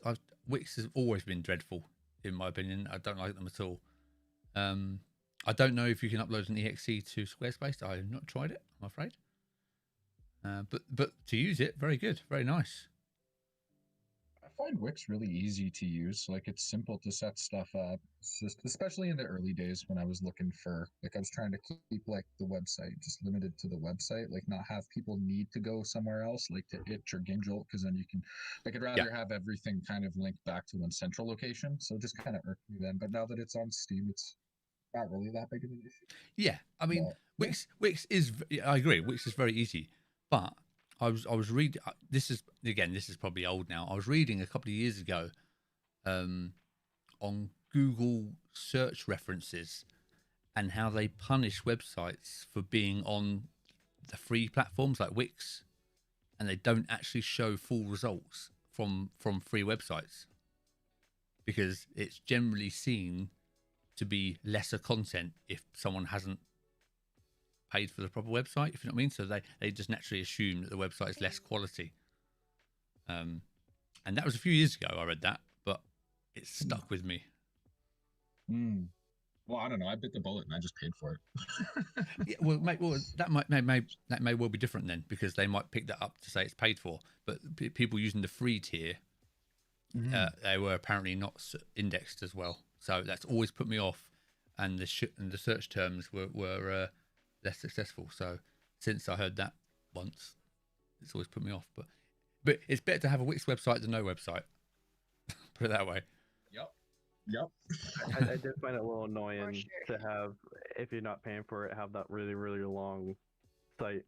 So it's like you have to give someone a business card. Here's my website, and it's like your username and then Wix and then .com and then the name of your website. I'm like, ugh. Yeah, again, the thing is, it just looks unprofessional, doesn't it? It looks like you're not serious. If you can't put up a little bit of money to host your own website or pay for Squarespace or whatever, if you can't afford to buy the domain and do that, how serious are you? And I think that's how it kind of comes across. Oh, hello, Ace of Spades. Welcome along, by the way. I have to update my business cards because I just recently was like, okay, I'm paying for this, like, because I just started getting my game out and everything. I'm like, okay, I need to get down serious. Like, okay, I'm gonna pay for the website. Game's out now. And if you want to go to the website, here's the actual website. So, yeah, it's important. Ever since then, before that, I was using the free one, and that was on my business cards. Now I got to go order your business card. It is important though. I mean, it's all branding, and again, if you want, that's the image you're putting across about your game. And if it's a hobby, it's fine. That's no problem. But if you actually want to make it a business, you've got to treat it like a business. Game development is a business if you want it to be.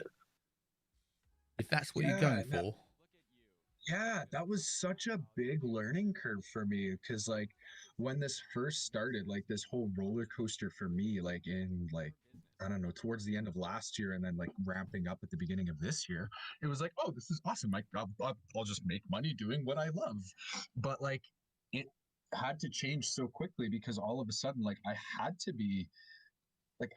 all of a sudden be concerned with like the business side of things too because it's like okay like I can get paid and get by for who knows how long like this or I can continue to do this full time and decide to make a career out of it but then I have to sit down and I have to actually like come up with a business plan and marketing plans and I have to polish things up like 2 months ago I didn't even know what a press kit was and it's like that's something that's so basic, right? But you have to learn all of that stuff and you have to approach it with like business first mindset. Well, not necessarily business first, but no, but the thing is, if you want to create a career making games, then that's a business, and it's just like marketing. If you want to make a game that sells, you're going to have to learn marketing or know someone who does, or get someone to do it for you, because you can't just make a game with no marketing, and you can't make a game as a casual bit of fun and expect it to do really well. You've got to be serious about it. And like I said, buying a domain is such a simple thing to do that why would you not? And I get if you can't afford it, you can't afford it. But as soon as you can, you really should.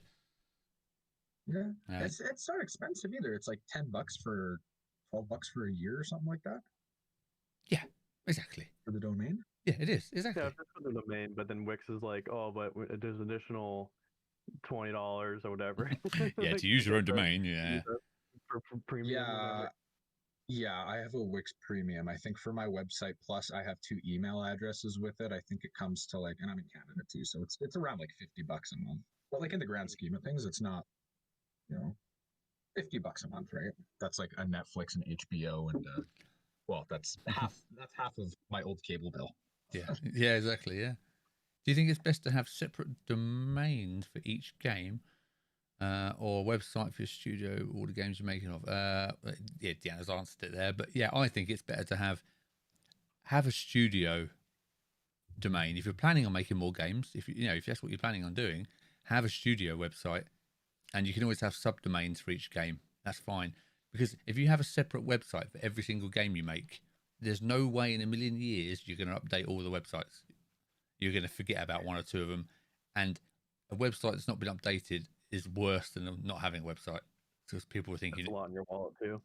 yeah, exactly, you're right, and there's another domain you have to buy if you've got 20 game websites to manage and update and pay for. Yeah, make a studio website. You could check out my site, royalflushstudios.com with a Z at the end. I basically Can you link it or say that again? What was that? royalflushstudios.com with a Z. Royal Flush Royal Flush Studios, yeah, with the Z instead of an S at the end of studio. Studios.com. Yep. Dark Blitz.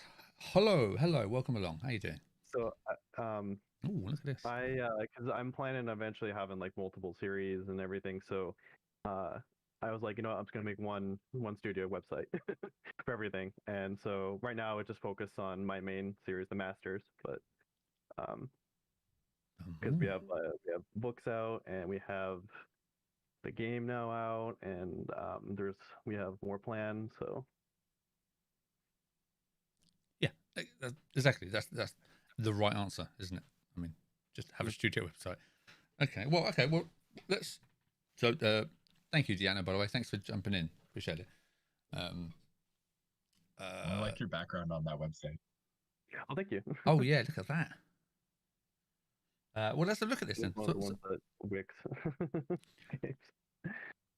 Yeah, but again, to have a website is the most important thing. Just get something you can send people to, you can monitor. So the Masters, what is the Masters? What is all this then? So as a series, it's basically these teenagers / young adults. They're going on adventures to and they use elemental abilities, and one of the characters actually has the ability to collect all these master orbs, and each master orb is a master of each element. So they're going on an adventure to collect all the master orbs and prepare for an evil entity that's going to show up and destroy the planet. So and he keeps coming back. So it's like every story it's basically like this character is going on the cast journey is what we call it. Okay, and is this your first game? This is my first game, yes. But up until this point, I've been working on the story. I've been writing books. I started a comic series, but then I was like, I kind of want to do a game first, and then maybe come back to the comic. I know you start. That's the problem. Once you have one idea, I'm a nightmare for this. You have one idea about something, and then all of a sudden, I've got 20 ideas that sprouted from that one thing. Then I've forgotten what the original idea was. I'm like, what was my original idea again? Oh yeah, I'm a nightmare for it. I'm a nightmare for doing that. I do the exact same thing. Yeah, woohoo! Okay. And then also the books are so each book has that one story, kind of more or less, but there's also like an overall story too with the books as well, where there's like a issue with the time. With the timeline, the timeline gets all messed up. So there's another character going through each part of the timeline, trying to figure out who's messing with the time and trying to stop them. So, and what type of game is it? What style are we in here? So, the game right now is a top-down hack and slash game. It's more of like a side story because the way that the kind of world and everything set up is going to be like an open world RPG game, but I'm the only one really making this game, so I was like, that's way too much for me to do on my own. So I'm going to do something more small scale, try and build up a community, try and maybe get more funding at some point, and then hopefully I can get a team to work on the idea that we originally came up with. Yeah, it's difficult. I mean, a lot of people are I'm always wary now of saying the phrase "one man band" because I'm always, I'm scared to say stuff now. So one person band that doesn't have the same ring, but I'm always. That's how a lot of people are. I mean, that's how a lot of people start, and well, most of the developers I talk to are solo. And there's always the argument of should you release a game that is just like I think that's I don't know. Should you just create a game, basically any old game, just so you can practice how to design, develop, advertise, and release the game, so then you know what the order is and how to do it, and then start working on your proper game. But I've heard both sides, both arguments. I've heard people say, "No, just do a good job on your first one." I'm like, well, yeah, why bother releasing a crappy game that you don't care about? Because it's going to be rubbish, and people think that's what that's your quality. So it's like, I don't know what the right answer is. I have no idea. It's an interesting argument. Yeah, I don't think there is a right answer. Yeah, I don't think it just depends on the person and the project and what their end goals are. Yeah, absolutely. I that's probably correct. I do kind of have a team, but they're mostly like the more support. They're basically like my advisors. The two of them, actually three of them technically, help me out with creating like the idea itself. They've incorporated their own characters. They've helped out with the story, but I was the one mostly came with the story, the characters, the world, the ideas of what we're gonna do and how we're gonna present the different the different prints of the game as like a multimedia, different comics and books and stuff like that. So. And what have you found? How have you found the community building side? What's been successful for you? That's been the toughest part, to be honest, more so than the game, because I've been doing this now. I think the first book published in 2017, and it's just been really, really tough to try and get it out there. I did go to a convention. I'm out here in Arizona, so I got a booth at Fan Fusion. For those who are out here or know of it, and so that was to try to get trying to get the masters out there. Some people kind of walked by, checked it out, and kept walking. Did sell some books, but yeah, I mean, have you tried places like Reddit and things like that, trying to find people that might be interested in your style of game, like Deanna was talking about, finding communities of people like on Instagram that already like your style of game. That's what I mean. It's an easy. I did post the trailer just to Reddit. I've also did start an indie blog, like a video indie blog. I'm actually gonna work on episode 3 tonight, but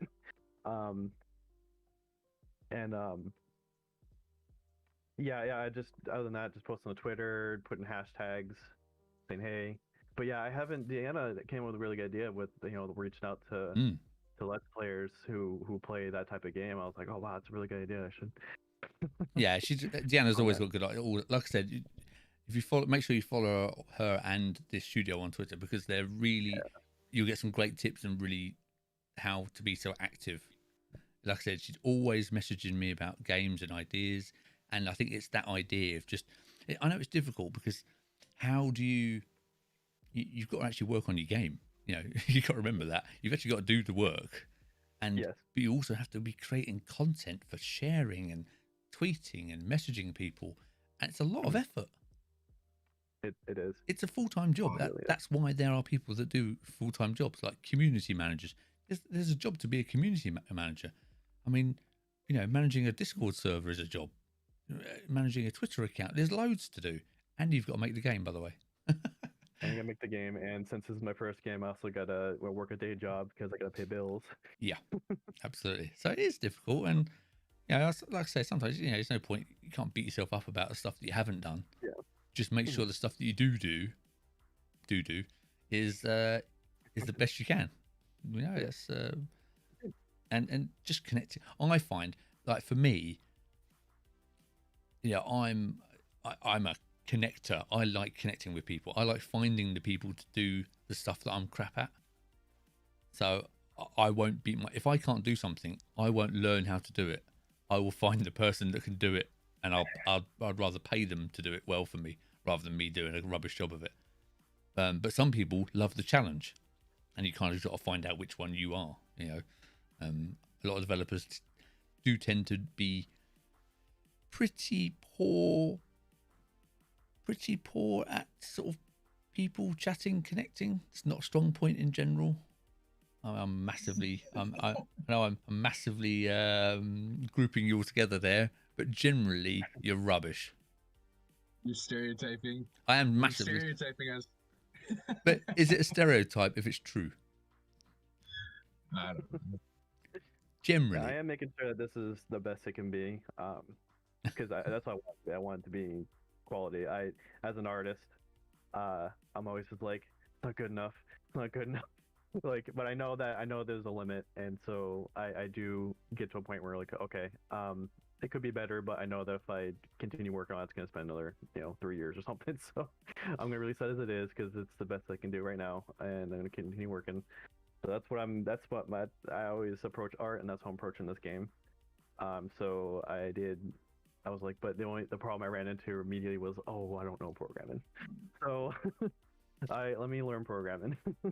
yeah. Well, again, I've always thought I might make a game. I might do a little cool game, but I thought I just can't. Again, I'm lazy. I cannot be bothered to learn how to program or even learn how to use a before you jump in here with your suggestions about ones you don't need to use programming. I can't be bothered to do that, so I'm not even going to try. I'm just going to do the stuff that I like doing naturally, and that's just, like I said, I like jumping around on games. I play so many different games, and I don't tend to stick to one game constantly anymore. I do like to sort of pick up and play. That's why I like doing this. I chat to different people all the time, and again, for me, I'm just finding what I like to do. And it's the same with you guys, find what bits you like doing. If you love doing just the programming and you don't like doing all the social media and the posts, see if you can find someone, even in your community, any of your followers that really enjoy what you do. Just see if they'll help you out, if they're interested in helping you out. Yeah, that's what I did. You I don't. had a guy in my community who does a lot of, like, he'll do like development posts because I'm usually on my Discord when I'm working. I'll just sit there and just stream me working on my Discord for anybody that wants to hang out. He's almost always on there just watching me in the background while he's doing his full-time job. And if he sees something interesting I'm working on, then he'll just write up a blog post about it and share that. That's And amazing. that's been really helpful. Wow, that's too. awesome. Yeah, that is awesome. But those people are out there, and the thing is, it's just recognizing them as well, and just making sure that you do. You do mention to them that you notice that the work they're doing, if you know what I mean, you appreciate them, because it's very easy to sort of, you think, it's just one person, but it's amazing. If you can find a couple of people like that, they can help you loads. Vlad Marhu, okay, so Studio says Vlad Marhulitz, who is always in reach, this developer,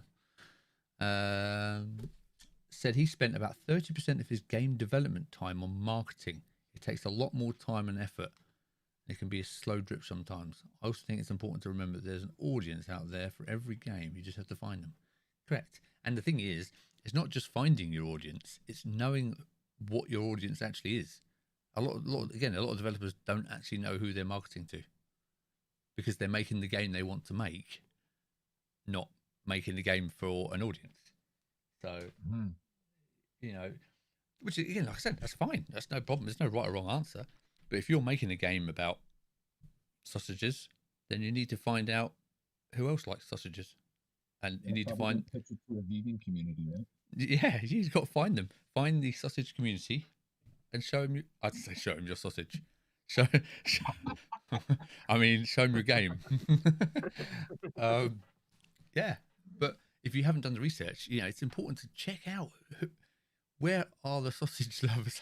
I should have gone with a different analogy. Where are the sausage lovers hanging out? Captain, like, yeah, your dog's probably going mental. Stop saying sausages. I want one.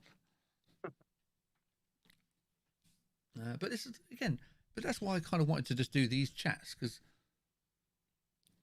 sometimes who do you have these conversations with? Because there's not, I don't know anyone in person particularly who's I know people who are developers, not particularly game developers in person, and my missus doesn't want to hear me talk. I talk to my missus about this crap, and she's like, "Oh my god, why are you telling me this?" I'm like, "Because I've got nobody else to talk to about this." So I thought, I know, Talk to me. I'll do a stream, and whatever fools jump in, I'll just talk to them. But yeah, but like I said, same for you guys. If you have a place, if there's a, I'll probably do this. This seems pretty popular so far this evening, so I'm happy to just keep putting these up every now and again. And if anyone's got any questions, like as you saw from Deanna, you picked up some cool tips. If you've got any questions, she'll answer them, I'm sure. Yeah, your video that's going on right now was suggested to me. I was looking for another video to watch while I was finishing up work, and I was like, oh, it's perfect for me. Oh, hang on. Okay, so where this came up on YouTube, did it? Yeah. Oh my god, YouTube worked. I think it popped out like I think 40 minutes after you started streaming. So I was like, oh, let me jump in and see what this is all about. Oh, random. Oh, That's I'm a great. developer. Well, You would never see that happen on Twitch. Well, do you know what? That's why I've kind of left Twitch now, because most of my content is on YouTube, and the problem I've got is you send people to Twitch to watch your stuff, and once they get there, it's like a dead end. It's like, okay, what do they do once they just leave? And look, you probably are not browsing, so you don't have Twitch open, just browsing it casually. Who does that? Not many people, but everybody's got YouTube open. Surely. Yeah. Mm-hmm. Twitch feels so spammy to me. Yeah, exactly. And everyone's got a YouTube account as well. No, not everyone's got a Twitch account. I've had developers say, "Oh, I've got to create an account." I'm like, "Oh my god, I forgot about that." And the next stage for me on Twitch was to become a partner, but the jump from affiliate to partner is just ginormous. It's an average of 75 viewers in a 30-day period, and you've got to have so many hours. You've got to stream 25 hours a month in a 30-day period. Average a certain 75 viewers. It's like, oh my god, that's hardcore streaming. That's a couple of hours every other day or two. It's like, I just can't commit to that because I've got a full-time job. I work full-time, and I've got kids. I just don't have time for committing to that. So I'm thinking, so why am I on Twitch when I'm not going to get? And again, because I play indie games, it's not a massive community. It's not a huge audience. So I'm thinking, why struggle on Twitch when most of my content that I want to create are YouTube videos? So why not just stream here? And the quality is so much better. And it has transcoding, so if you're on your mobile phone, you can watch it in whatever quality you want. Whereas on Twitch, you have to watch it in whatever quality I put out, and I can only put out 720p on Twitch, not 1080p, because they won't let you unless you're a partner. It's like, oh, for God's sake. So, yeah, it's just stuff like that. So I thought, you know what? And it's amazing that you actually found me on YouTube. That's really cool, because like you just said, that never would have happened on Twitch. No one ever just drops in. Oh, cool. Work for you. Excellent. I do have to take off though. I have a doctor appointment I have to run to. So. Well, I was going to say enjoy yourself, but that's probably not going to be the case. But good luck. I have to get that. I have to get the. Oh, okay. I've had my first one already. So. Yeah, this is gonna be my first one, and then I got another one coming up soon. So. Oh well, good luck. Thanks for dropping by. I really appreciate you dropping in. Thanks, man. No problem. I'm subscribed, so I'll know when you start streaming again. Thank you. And I'm appreciate in the Discord now, so. Excellent. Yeah. Awesome. All right, cool. Well, good luck, and thanks for dropping in.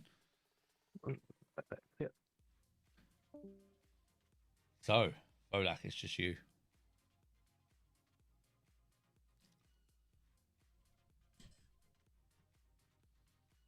Is there any other developers watching and you want to drop in and take a look at your game and explain what you're doing? Then please feel free. Discord, I've tweeted out if you want to drop in. The tweet's out there somewhere. Let me know if you can't find it.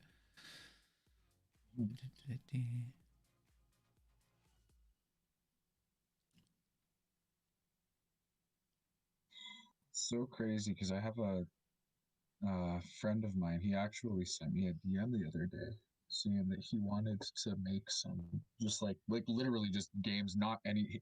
And I want to find the actual message because it's hilarious. But this friend is from the Isle of Wight, No way. and you guys are. I'm guessing that you guys. Oh, You might. oh, sorry. Actually. Hang on, you broke up. You broke up then. I just heard he's from the Isle of Wight. Oh, it's my spotty Wi-Fi, and I'm guessing you're similar in age too, so you might actually know each other in some capacity. Oh my God, that's weird. Yeah. There can't be two of us. There wasn't two of us on the Isle of Wight. There's both of us at that one school. There's only like one high school. But yeah, this is kind of along the lines of like what we were talking about, like, approaching making games as a business. But yeah, he was like, if you're interested, we could look at taking the time to work out a few small, arguably mundane games with a view to make a profit rather than something to be super proud about. And it's like, that's something I've never really thought about before. But like, it's also kind of appealing too, because like, just, even though like, just because your idea is to make a profit, I don't see why. What I said to him is like, just because we would be trying to make a profit off of something doesn't mean we shouldn't try to make something that we would at least be proud of. Yeah, of course. It's like But anything. You're entitled to enjoy it, and you're entitled to make money from it. None of those are wrong. Yeah. I saw, how people will post like they'll go on their Twitter rants about certain things, and they'll post the like 25 tweets one after the other. I saw one about people undervaluing, or like how like indie developers, we undervalue our own work, right? Like Hazardoo is like $6 US. And once it's done early access, it's just going to be 10. And it's like, Oh, I think I saw this saying you should be charging more for your games. Yeah. And they went into a whole bunch of detail on it. It's like they were talking and they were linking sources and stuff too about like AAA studios. And it's like, yeah, like on the one hand, like a AAA studio can, like, for some reason they get away. I'm not gonna lie, I did drop almost $150 on the original Star Wars Battlefront when it came out before it was even fully released, because I loved the original so much. I was like, I'm gonna do that. But like an indie developer could never. $150 with promises for DLC, like that would never happen. No, it's interesting, even though like the quality of the games is like sometimes you just can't tell the difference anymore. Yeah, with the pricing thing, it's funny because a few times I've seen indie games, and again, my first reaction has been that's too cheap. But it doesn't change anything. Like, I don't care that it's cheap. I'm happy because I bought it. But my reaction is, yeah, that's too cheap. That should be more, and not because it says everything about the quality. It's because I feel bad for the developer, because I'm thinking, man, you could be getting double that price, and I feel bad because I want you to get more sales, more money. But I don't know. Again, is there a right or wrong answer? I have no idea. It's like, why do games get released on a Tuesday most often? Is that a thing? Yeah. Wow. That's another thing too. Like everybody else, like there's people who will dig right deep into like their release date and they'll meticulously plan it out so it's spaced apart from like major releases and other releases of a similar genre. And it's like, for me, I released it on March 26th this year on Steam because that is literally the 15-year anniversary of when I first released it on Beyond all those years ago. Wow. That was all I cared about. I was like, yeah, I started this crazy thing 15 years ago. I'm gonna send it out 15 years to the day. Yeah, I thought you were going to say I released it on that date because that's when I finished it. Oh, Yeah, I don't know. I don't know how much it makes a difference. I don't know. Like it's interesting. There's so much that you can read on it and everything. Yeah, and it's funny because with stuff like that, because I often wonder, indie games is a weird thing because again, I've asked this question before: is calling yourself an indie developer a hindrance, or is it a bonus? Are you calling yourself an indie developer? Does that put people, regular gamers, does that put them off? Or are you marketing to indie game fans? Is that what you're aiming for? And I've always battled with the, who do you market to? Do you market to all gamers, people who play games, or do you market to indie game fans, or do you market to? Like I was talking to on the podcast, I was talking to Ben and Dan from Layer of the Clockwork God. Okay. What my favourite game of last year? That was my game of the year. Of any, regardless whether it was indie or not, that was my game of the year. I loved it, and I was saying it was really successful. So I said to him, "Why? How did you go about marketing this to? How did you get around marketing it to regular gamers? How do you do that? Because a lot of Twitter is just indie developers supporting indie developers, and you're all like supporting and buying each other's games, if you know what I mean. And how do you break out into the regular gamer crowd? And for me, that was I was like, I don't know how you do it. And he said to me, you don't need to.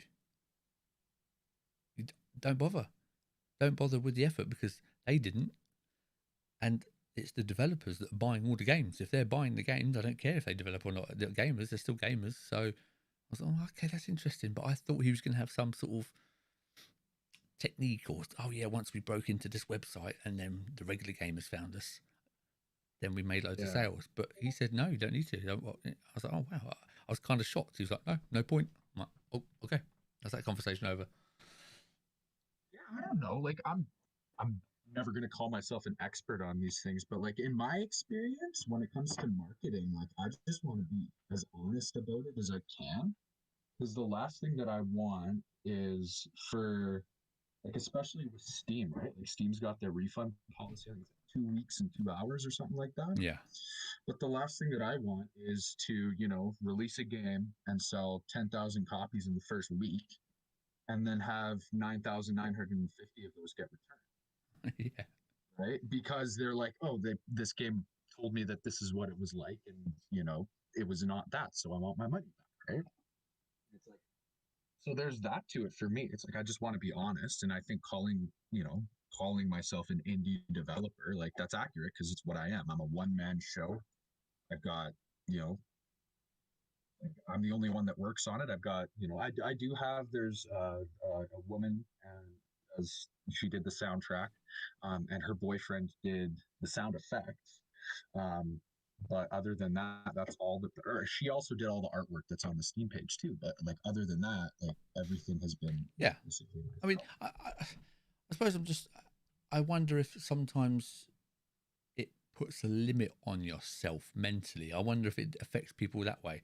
Like, it's like, I tell you what it's like. It's the same as streamers, okay? Streamers call themselves small streamer, okay? And they use the hashtag support small streamers. And I really dislike that hashtag because if you're calling yourself a small streamer all the time, you're going to think yourself as a small streamer. Do you know what I mean? It's like, I don't know. I don't know whether it's the same in development. I don't know, but surely you're just a game developer. Does it matter if you're? I don't know. Like as your audience grows.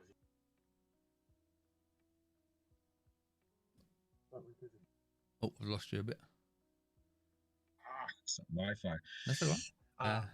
For game development, to me, I know everybody's got their own opinion on what is and isn't indie, but like to me, once you've got like, I don't know, like a team, like a big team, you don't have to be AAA to not be indie, but like I mentioned Valheim earlier, right? Like I wouldn't necessarily call Valheim indie anymore because they have a studio that has like all of this support that they have for like marketing and quality assurance and all of that stuff, right? Like whereas me, like I'm just one guy and I have to run my own Twitter and my website and my Steam page and my Discord. And the game is online and I have a server for it that I have to maintain, right? And I haven't even mentioned that I also have to make a game.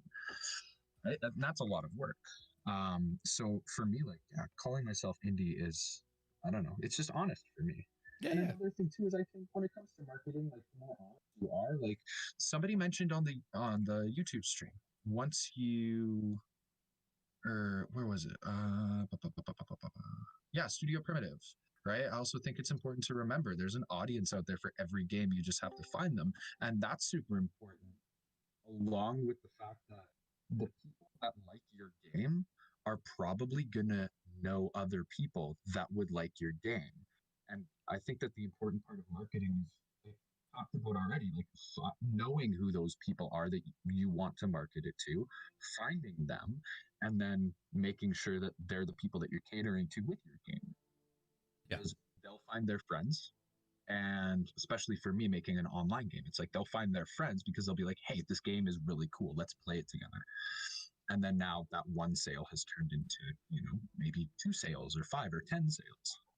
And I think that's what Valheim was really successful with. Definitely. Yeah. It's just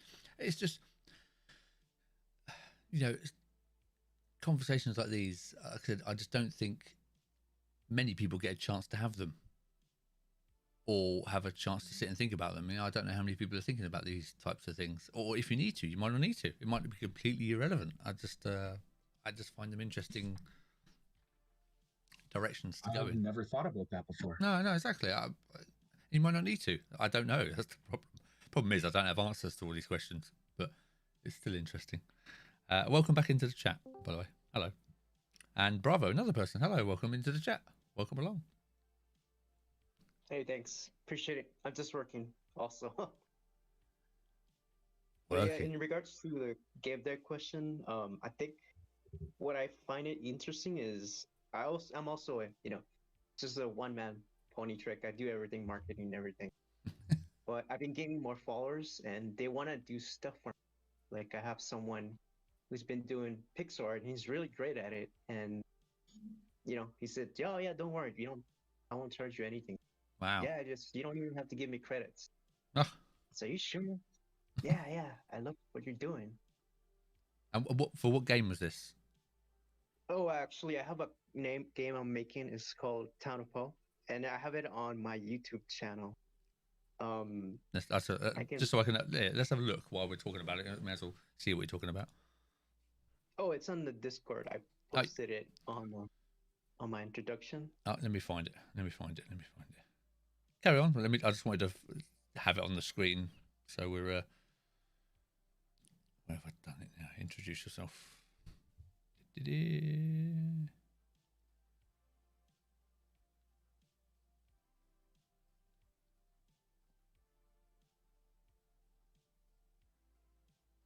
There you are. Try website tab. Stop opening everything in bloody Edge, for God's sake. Why's it doing this? Need to uninstall that. Good old Microsoft Edge. Just taking over everything. Windows doesn't update, then I said, nope, you're using Edge now. Oh, for God's sake. Oh yeah, that's my itch page, but I have my YouTube page there, and I have my main game that I'm making. Those are just some of my game jams that I started a while back, and I've done tons of them. Where am I finding you? Ah, there's YouTube there. There we go. Okay. No, I've got to stop this. I've got to not use Edge anymore. Hang on. Open up. Okay, let's try again. There we go. But yeah, we have a subscriber. Okay. Thank you. Appreciate it. So I don't worry. I know how hard subscribers on YouTube are to get. Holy crap. Let's have a look. Town of Poe, game devlog. Ah, it's game Hey devlog. everyone, my name is Oh. Meg, and this is my Ooh. 4th game development blog for the Town of Poe. So on this one, I did do a complete facelift on this one. I added whole new pixel art. I actually have the player now going up and down, left and right, 3 animation process in Unity 3D Blender system. So that came out perfect. Added the whole arch cemetery right there, and that was actually provided by a special beer who's really good. Ah, with there you pixel go. art. Yeah, Thanks again, Fee. Appreciate your help for this. pixel art looks gorgeous. I It does did look gorgeous. add, You're right. More trees, like actual trees, that you know, YouTube look is a bigger, struggle. Yeah. aren't so small. Also, the grass now, the green grass is more solid color and less leaves. Before I had a lot of leaves. So this game Oh, I like the music. also the bubble now, when you hover over the player or their NPC, you kind of get like a effect, kind of like a scale up and vertical movement effect, which I really loved. Oh, I like the fog as well. I That's good. also added a few new items to this game. One was that tablet right there, and in that tablet, it's a special system where you have to solve a puzzle. So I did that recently. I kept the same systems. I did actually get new icons for our new art for the Give it a like icons as well. that you're gonna use for your inventory. So whenever you click on your inventory, you get different UI, different. It's way different from what it was before. Before it was like a really basic 1D, graphic. Hold on. Okay, so we don't have much up, but I found it hard to get traffic to the page on YouTube itself. Any advice for that? If I had advice to give, I would have thousands of subscribers. It's YouTube is a beast. But for any other developers watching, by the way, if you do watch any indie stuff on YouTube, any like devlogs like this, just give them a like. Even if you just like the video like this, it honestly, it's what It you. really helps. A It lot. really helps. YouTube is obsessed with interactions and watch time. So even like this is a 4-minute video, and I might think, okay, well that's enough now. Just let it play out because it makes. Now it's completely different. I'll mute it for a second. It makes such a difference for other developers to get for YouTube to recommend it to other videos. So just a thing there. But yeah, advice for getting YouTube. I don't know, man. I think what they want, what YouTube want watch time. That is the most important thing to them. Keeping them, obviously, getting the clicks and likes and subscribes is great for your channel, but YouTube care about watch time. So you got to start thinking about how do you get people to watch your video for a certain amount of time. That's the trick. Don't know. Answering questions is the most popular way. Is answering questions. Find out what questions people are asking about game development. If you've got any tips about game development or publishing or anything that you know about, do a video on that, because that's the way forward. You can use your game as the example. So if you're going to create a game on how to, add the fog effect, like on this on here on this video, how do you create the fog effect? Well, you could do a video on how to create the fog effect and use your game as the example, which then shows off your game. Good idea. I didn't think about that. Whatever it is or whatever you want to show. It's just, I don't know. YouTube's a nightmare. I've tried all sorts of videos. I've tried live streams. I've tried tips and tricks. It's really hard. And YouTube, and don't forget, I'm going to bang on about YouTube Shorts. YouTube Shorts, you should be doing YouTube Shorts. If you're not, then do that. Doing the how-to stuff is actually really useful too, because every month, like I have, I never did Kickstarter. I have a Patreon page for my game, and every month I do a poll, and then I do what's called I call it deep dive, where I'll just literally take something from the game. Like last month was particles, and this month was like AI, combat, and balancing, and I actually had to split this one up into two. But like people love that kind of stuff too, right? And that's why I've got that on the Patreon as opposed to just putting it up on the website, because people come into the people on the Patreon too. Like now I've actually seen like a couple of people have supported the game on Patreon just to learn a little bit more about the development side of it too, right? Because they're interested in stuff like that. Yeah, because you got to remember, and again, it goes back to the question of who's watching your videos. Are you trying to target them at gamers again, or is it other developers? And like I said, you might be thinking it's gamers watching it, but as you just said, it's actually developers wanting to know how to do stuff, and they buy games as well. Like we just talked, it all comes round. So, it's yeah, YouTube is a beast. It comes down to just let me just catch up on the chat a second. But yeah, but again, like I said, YouTube Shorts. While I'm thinking about it, try and make some YouTube Shorts because YouTube will be pushing it massively soon. It's still new to them, so they're going to be really pushing it very soon. So you should make sure you've got some Shorts videos up. Again, just as long as they're in a vertical format, you can edit them on a PC. It doesn't have to be on your phone. You can do it on the PC as long as it's vertical, and just hashtag Shorts and just get them on your channel because they can get as soon as they go on the shelf. I've had a couple of Shorts get like 500, 600 views in a day, and then you get nothing because it comes off the short shelf.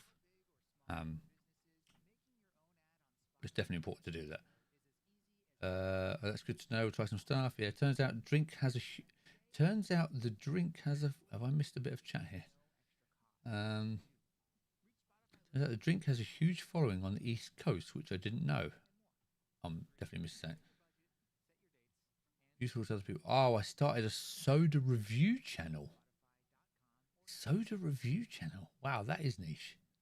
Last year, I made a video on a drink called Moxie. Turns out the drink has a huge following on the East Coast, which I didn't know, and it's got about 10 times more views than any. Yeah, sometimes you just don't know which videos are going to do well. You know, I've created some videos, and I've thought, do you know what? That's a pretty good video. I'm pretty happy with that. I think that's a really good, useful video. And it's got like no views, like 20 views on YouTube. I'm like, what is wrong? That was a great video. And then I made a video a couple of months ago about itch.io, and it's got like 2,000 views or whatever, and I don't think it was very good. I'm like just bashing your head against the wall. Skull Commando, hello. Welcome along, man. How you doing?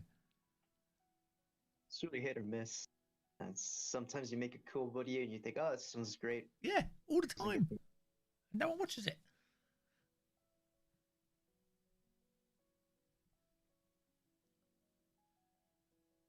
Okay, so back to Town of Poe. Where were we? So we've checked out we've got your YouTube. Let's look at you. See what else you got here.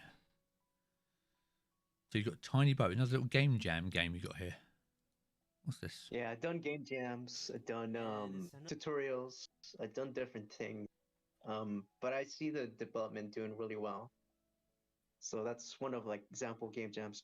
A few viewers want to say, hey, how do you make your games for game jams? Like, how do you do them so quick?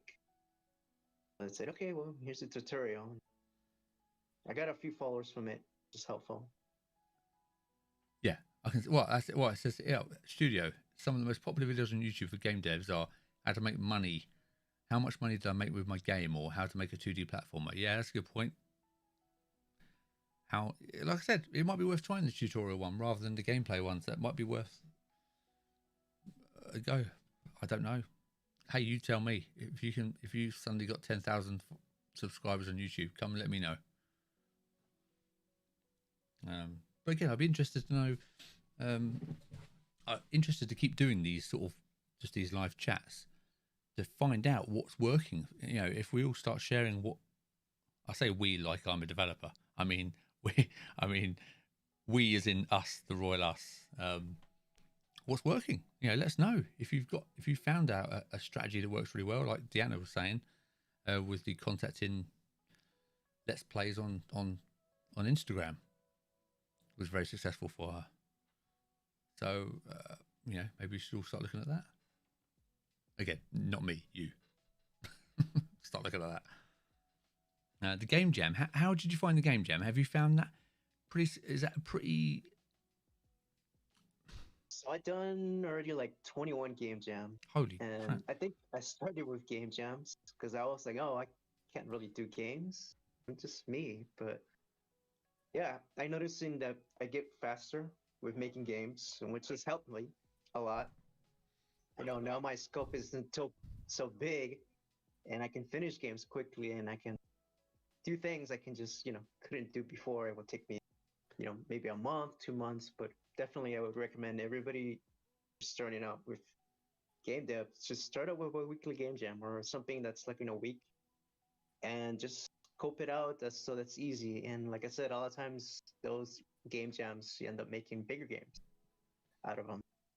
See, that's do you know what? I would actually once this channel gets big enough, I'd actually like to do a game. I'd actually like to run a game jam. That'd be great. I'll join the game jam. Yeah, I would like to do that, and maybe we can come up with some sort of idea between everybody about. I don't know whether you. Again, I've not really looked into game jams, so have you got any good experiences of like what do you look for in a game jam? Is it like do you prefer the set short time or do you prefer a theme? Do they have themed ones where you have to make a certain style of game, or how does that work? Captain Light would Yeah, love that. Yeah. usually it's theme based. Usually you want to like set a time frame, like say a week or Mhm. 2 weeks, and it consists of either a voting thing. So the community can decide, well, let's make this, the official theme, or this is a limitation, or it could be collectibles, or it could be, as a limitation, and or it could be a time, or it could be a speed run theme, those type of things. Okay. And what do you have? Are there prizes? Is there voting? What happens with that? So usually, sometimes it's prizes. Some people offer like $20 for say first prize, second and third. If they're bigger communities, they'll offer T-shirts. Or, for example, I think I believe a college campus did one, a game jam not too long ago, and they offered $100 for the first prize winner, and second was like, like $20, $30 to Unity assets, certain assets that they give you credit, like a credit card or something, Okay. and those type of things. But most of them are just like you just vote, and it's more of a bragging rights, I guess you can say. Oh, I got first place in the GMTK game jam, Yeah, well, which is coming out, by the way. That's a huge one. I suppose that is a good point. It does. It's something, and again, it's something for you to tweet and post about as well.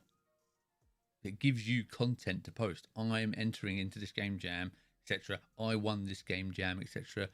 By the way, did you check out? You know what I mean? It's something else for you to sort of post about. So we've got support for the game jam already. Would love that. You should start a game jam right now. That would be awesome.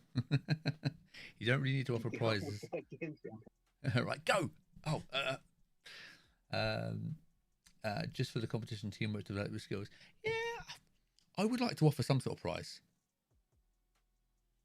People love YouTube tutorials. Yes, they do. Okay, well, okay, maybe we'll do that then.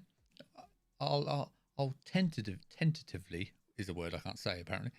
I will I'll have a look at planning a game jam, and we'll see if we can order, just start a little one, a little mini one, and to see how we go on. That might be quite good fun.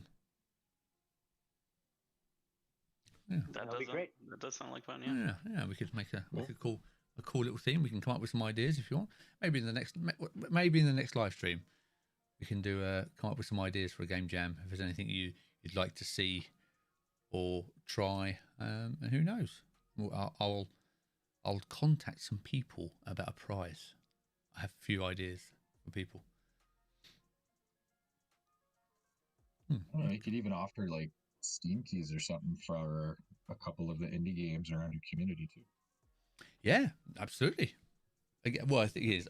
I'll ask who wants to be involved, and I'll see if anyone wants to give away a key. I don't want to assume people are going to give keys away, so I'll ask whoever wants to be involved to give away keys. And like I said, I've got a few people in the sort of indie world that got much bigger followings than me that might be willing to sort of donate some sort of prize to it. That'd be quite interesting. Even, do you know what, I wonder like you can win a prize of being featured on one of the sort of bigger places. I know a few. Anyway, I'm just thinking out loud. Okay. Well, it's in my mind. It might be good fun. Yeah. Thanks for trying out my games in my YouTube channel, by the way. Appreciate it. No, yeah. Sorry, Means a lot. we're getting distracted here. Sorry. Yeah, no worries. but, Game Jam sounds like a good idea. yeah. Okay. So how far away are you? Let's go back to your game. Let's go back to Poe. Yeah. So I'm getting close to finishing. I Mhm. have a few things. I have, like I said, I have viewers like want me to finish it and are helping me out. I have most of the dialogue, most of the sections. I do get sometimes like the over scoping portion because I was originally gonna finish it sooner, but then I realized, oh, there's a few things I can add, like maybe adjust the fog or certain things I can add different puzzle elements. Like I said, pixel art definitely. Like I said before, it was just regular block. So I'm getting pretty close. I hope within a month or two I can finish it. And yeah, like I said, a lot of people are saying, "Oh, don't do it for free. Just make a price. Put a price out there." Yeah, we'll see how it goes. Well, again, as it goes down, as we were talking about, it goes down to end goal. What is the goal? Is it you want people to experience your game? You want people to see Yeah, what it's gonna work be you do? mostly. Yeah, it's gonna be mystery puzzle. So it's mostly just kind of getting rid of the curse of the cemetery. And as you progress, you kind of go, oh, this player is going through this dialogue, and then you find out, oh, there's certain ghosts in there that you need to help out because there was a murder that happened. And later on, you find, oh, this was a person that did the murder, and it goes in deeper. And then I want to do it in chapters. Chapter one could be, X amount of limitations, and then chapter two could be another portion. Because if I do one whole game, I'll never finish. I think chapters would be much easier. Chapter one is released X Yeah. date, and then Well- chapter two would be another part of development. You could always make the first chapter free, and once you've built up, if you build up a group of people that enjoy the game, and just do a small fee for the second chapter, couldn't you? I know there's a couple of games doing that. That seems quite a popular route at the minute. Yeah, that's what I'm thinking about it too. I'm thinking maybe I can do first chapter free, Yeah, and then chapter two. As I get more viewers and get more noticeability. yeah. That's Well, true. well, it's like again going back to. I don't know how many times I've said the name Deanna tonight, but as Deanna said earlier, I think she should be hosting this. She's got way more tips than I have. Find out the people who like pixel art puzzle games. Find those people on Instagram and say, hey, I've got a created chapter one is totally free. Could I send you a link if you're interested? Would you like to stream it and watch them do it on stream? If they've got a good following, there you go. And then when the second chapter comes out, if you've picked up fans from those streams, then they'll buy it. Perfect. I love that idea. I can't wait to do it now. Yeah, yes.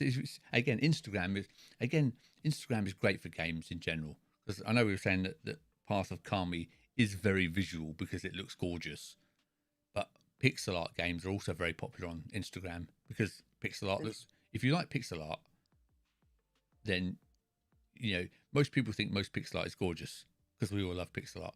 So it looks great on Instagram, and there's whole communities of it. So find those people. Yeah, I didn't think about Instagram. Yeah, But I'll look at it.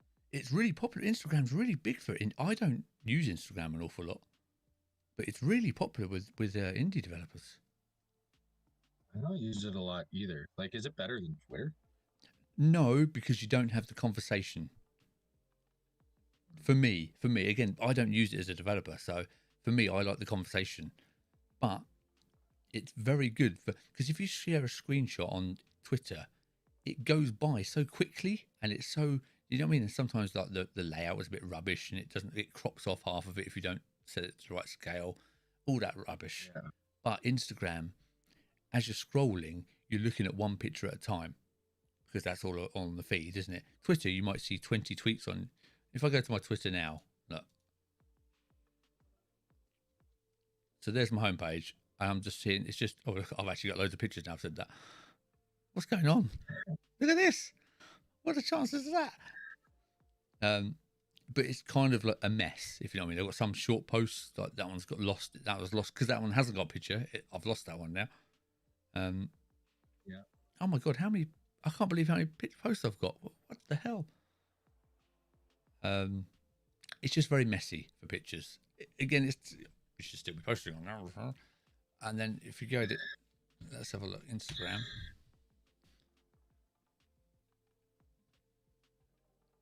See, straight away, there's one picture on my page. Okay. It's so much easier for your eye to see. Oh, there's our Mac Biscuit. Oh my god, what format's this in? But as you see, for a game, great. Little clips, little videos. Oh, look at that! What are the chances? Path of Kami. There you go. But yeah, that's why Instagram's so good, because it is one picture on your screen. And as you see, look how many pictures of games I've got. All I'm seeing is videos and pictures. So, but like I said, it's not good for conversation, because it might have. You can, even though you can comment, it's just people just don't. It's a scroller, you know, whereas Twitter is a conversation more. Shrine's Legacy, what a game that is, by the way. Loved that. So yeah, check it, definitely check out Instagram, and let me know if you do. Let me know what happens if you do post them on Instagram. Find out. And I'm assuming, I shouldn't assume, I'm assuming you're all using Canva for your posts. Silence, no. Do people click through link? Canva, yeah. No? I'll show you. Okay. I'm not familiar. Oh, well, this will change your life. Hang on.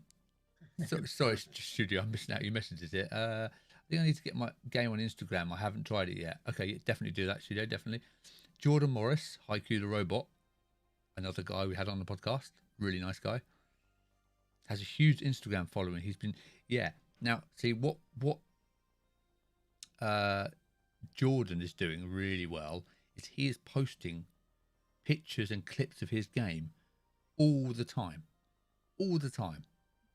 and he's really, really consistent with it.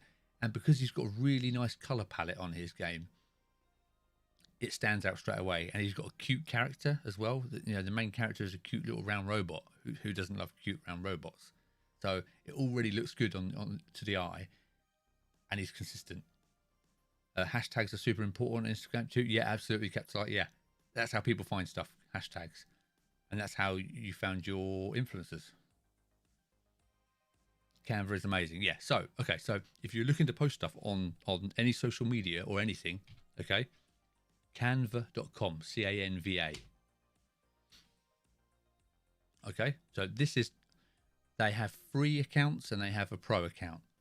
You do not need the pro account unless you're making transparent PNGs and stuff, which you might want to, but don't really need to for posts. Then you don't need the paid account. So all you need to do, you can design, as it says, design anything. Okay. So I do all my YouTube thumbnails in Canva. That's not a particularly good advert, but don't worry about that. So all you need to do is go to create a design. Okay, we can just search this up there. And if you go to Instagram, just type in Instagram and then see all these. There's my face in the way. Hang on, let me hide my UI. Can't see it because this. Oh no, I'll just make the page. Let's make the screen smaller. Use your brain, Rich. Okay, you see there, create a design. Start typing Instagram, and it comes up with all these templates on the right hand side here.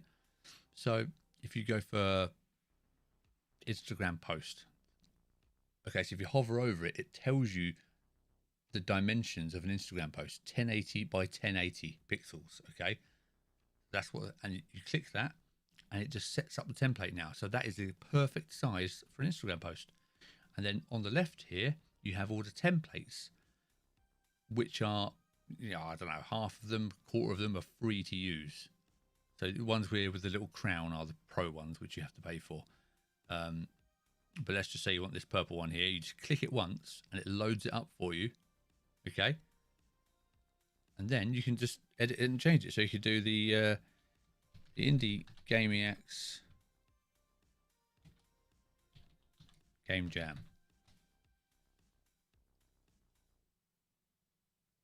Not sure what type of game I'm making here, using this template. But you see here, so I've got that. There's my indie game itself. I've made this poster. I'll go great. You can do whatever you want. So you can upload your own pictures. So there's all my face pictures I've got here. Look at this. Make that as the background. Drag it straight in. Okay. There's my poster for the game jam. Don't sign up for this one. And then top right here. It's beautiful. It's beautiful. It's a work of art, isn't it? But also, so there's loads of stuff on here. I can't. You got animate. Now this is free as well, so you can click it, and it animates it for you.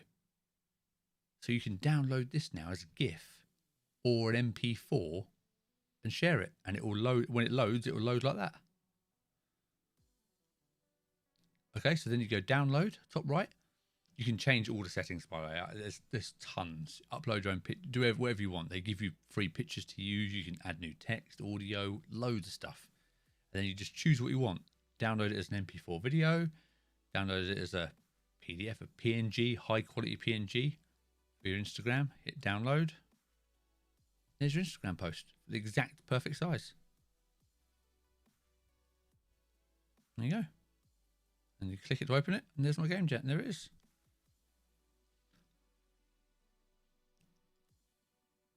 So now you don't have to worry about, is it the right size for Instagram? Is it not? Don't need to now. There it is. That's Canva. More things I never thought about before. Yeah. And again, okay, I know I made a big zero of that, but if you have all your assets already uploaded, then you can create these designs really quickly for your games. If you've got, just upload, 100 screenshots of your game, or character artwork or whatever you want, then just come in here every couple of days, once a day, whatever, spend a couple of 2 hours and just create a load of posts and download them all. So again, this is what I do with all my Twitter. Type in Twitter, look, you can, because Twitter images are weird. So do a Twitter post, they're 1600 by 900 Twitter posts, and there's your perfect. So if you have that problem on Twitter, like I said, where it crops off the top and bottom when you share a picture, that's because you weren't using the correct size. This is the correct size now. So if there's a free one, there you go. That's the exact size for Twitter now. So it will come up as a perfect picture. And if you had all your uploads, oh no. There you go. Got all this Brazil. There you go. And you can just drag them around. They're all layered as well, by the way. Every image is layered. So if I think, oh no, I don't want that at the front, right click it, send backwards. You send it underneath the text. Amazing. It's so good. Change the background, just drag that in. Oh no, I don't like that. Just delete it. It's all click and there you go. And there's your Twitter. That's pretty slick. So yeah.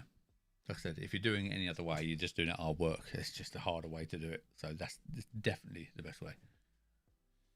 Yeah, me. Oh, that's neat. It certainly seems like it makes spreading out new posts and things like that over multiple different platforms way easier. Yeah, you see. And okay, so say you want to post the same thing on Twitter as to Instagram. It's a pain in the arse normally because you end up, like I said, one of them looks crap. Whichever one I was just gonna add. Whichever one you make it on looks crap, doesn't it? So say, oh Christ, this is bad example. So this is my. There you go. So you see, I can only fit it in. There's my Twitter post. I'm going to post that wonderful screenshot of me. Brilliant. Download that, and then I can just go to. You can do it anywhere. Instagram post. Yeah, great. Create a blank one from nothing, so it just gives you the background. Take my same screenshot, and now obviously it's the wrong format here, so you're gonna miss out on some because it's the wrong size, but the post won't look wrong. Okay, do you know what I mean? So you can change the background. I could change the background to that blue, use that, and then add some text. Wow, look at that. I mean, look how easy that is. I mean, again, I know it's terrible. It's not the point. But now that is the correct size for Instagram. Looking ridiculous. And it's the same picture. I haven't had to upload a brand new picture in the correct size format. Just use the same image as I did before. There you go. See? Yeah. Cool, isn't it? Wow. Learn something new. Yeah, Canva is epic. Welcome along, Yemi. Hello. This is not an art lesson. This is not an instructional video. Don't look at any of these tips. It was the platform I'm showing off. So yeah, Canva, totally free. You can change again. There's so much you can change. All the effects here. You can change the text to bold, have a glow, whatever you want. So anyway, that answers the question of how you create content on several platforms without it being a nightmare.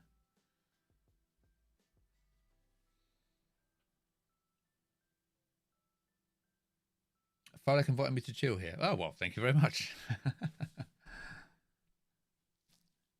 Yeah, you've come at a weird time. What was you saying? Yeah, why you should use Instagram. Yeah, so the other thing is TikTok. Is anybody using TikTok?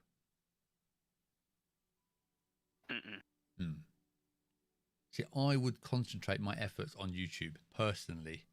If you're not using TikTok yet, TikTok is amazing, by the way, or crack talk as I call it now, because it's ridiculously addictive. Oh my god! So, I started using it. Oh yeah, it's so good, TikTok. But the gamer talk, as they like to call it, is not very big.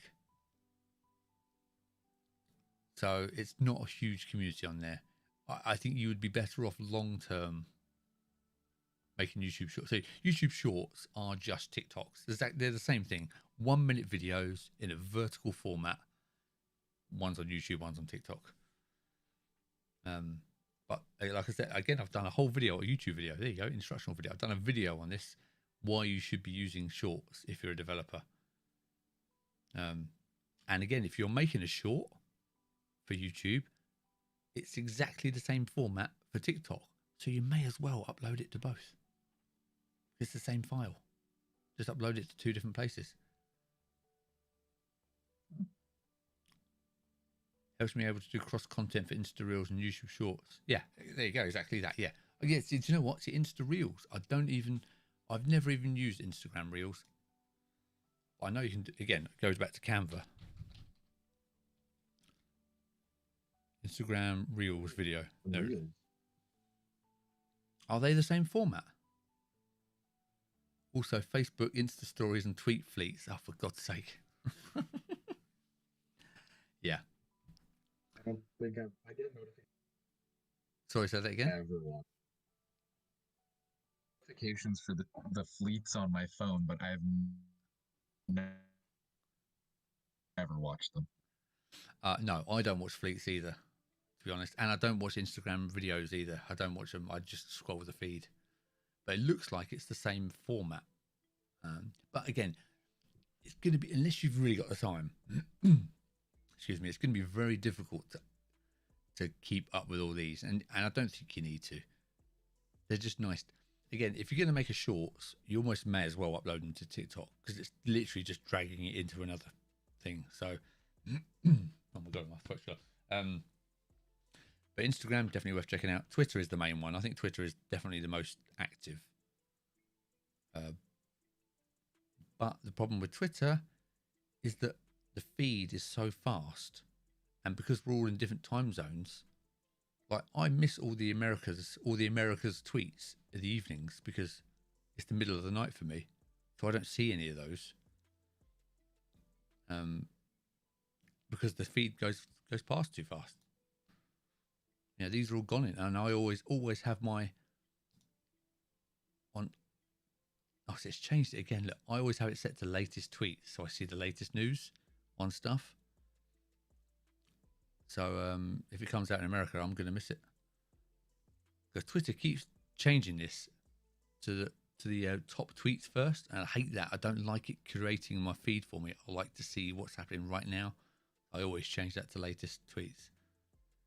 So if you use Twitter, check that, by the way. Again, there's no right or wrong, whichever you want to see. If you want them to recommend your tweets, choose that one, the home one, or you can choose the latest tweets. Some people retweet their own stuff at different times of the day to deal with that. Yeah, I do exactly that. If I post a video or anything interesting, I try and tweet it in both time zones if I can. That's a good point, definitely. And you should be too. And also, what I will say, I don't mean to go off on one here, but as a developer, if I go to your page, okay, so as a content creator or anyone discovering stuff, let's go to Nua's, where I don't know who they are. I follow them apparently, and they follow me. If I go there, I want to see their feed. I'm expecting to see their game within the first 4 or 5 tweets. I think sometimes developers treat their feed a little bit too casually, like a personal page, and it gets a bit confusing about what they're actually doing. So there you go. The pinned tweet here, they've done a good job. The pinned tweet on their account is a video of their game. So that's very good. So now here, again, just be careful about retweeting all the time, because otherwise your feed just looks like someone else's feed. I'll pin your proudest, most updated tweet too. Yeah, there you go. Right on time. Perfect timing. And again, and change that pinned tweet, by the way. Don't just leave it the same tweet. Change it every now and again, because otherwise, people have seen it. So just be careful about retweeting too much, because, like I said, it looks like someone else's feed. So there's another clip they've done. That's good. Close to 1,000 followers. Well done.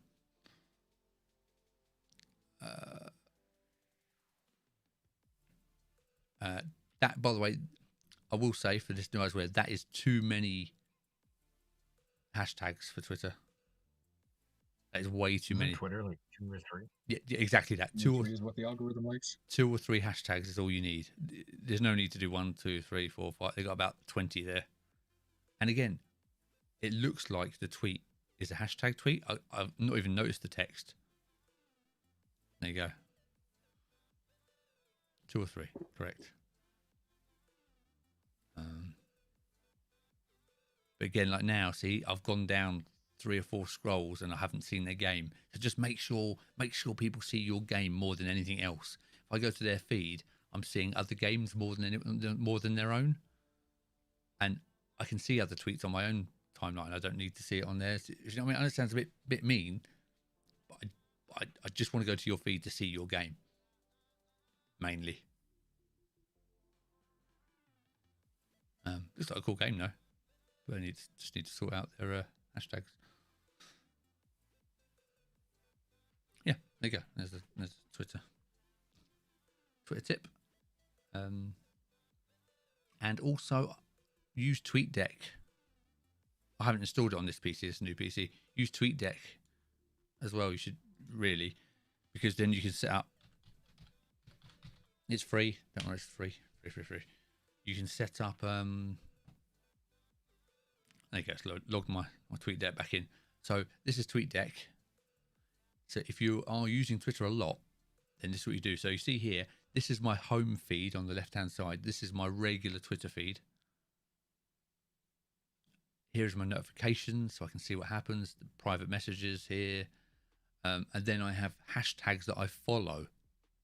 Okay, so that means I'm not having to go into Twitter and click on random hashtags. This is just the feed for indie games, hashtag indie games, and this is a feed for indie game dev, and this is a feed for game dev. I've probably got more, but this monitor's not long enough. There you go. So there's all my followers. Indie dev is another one there, and another one for another account.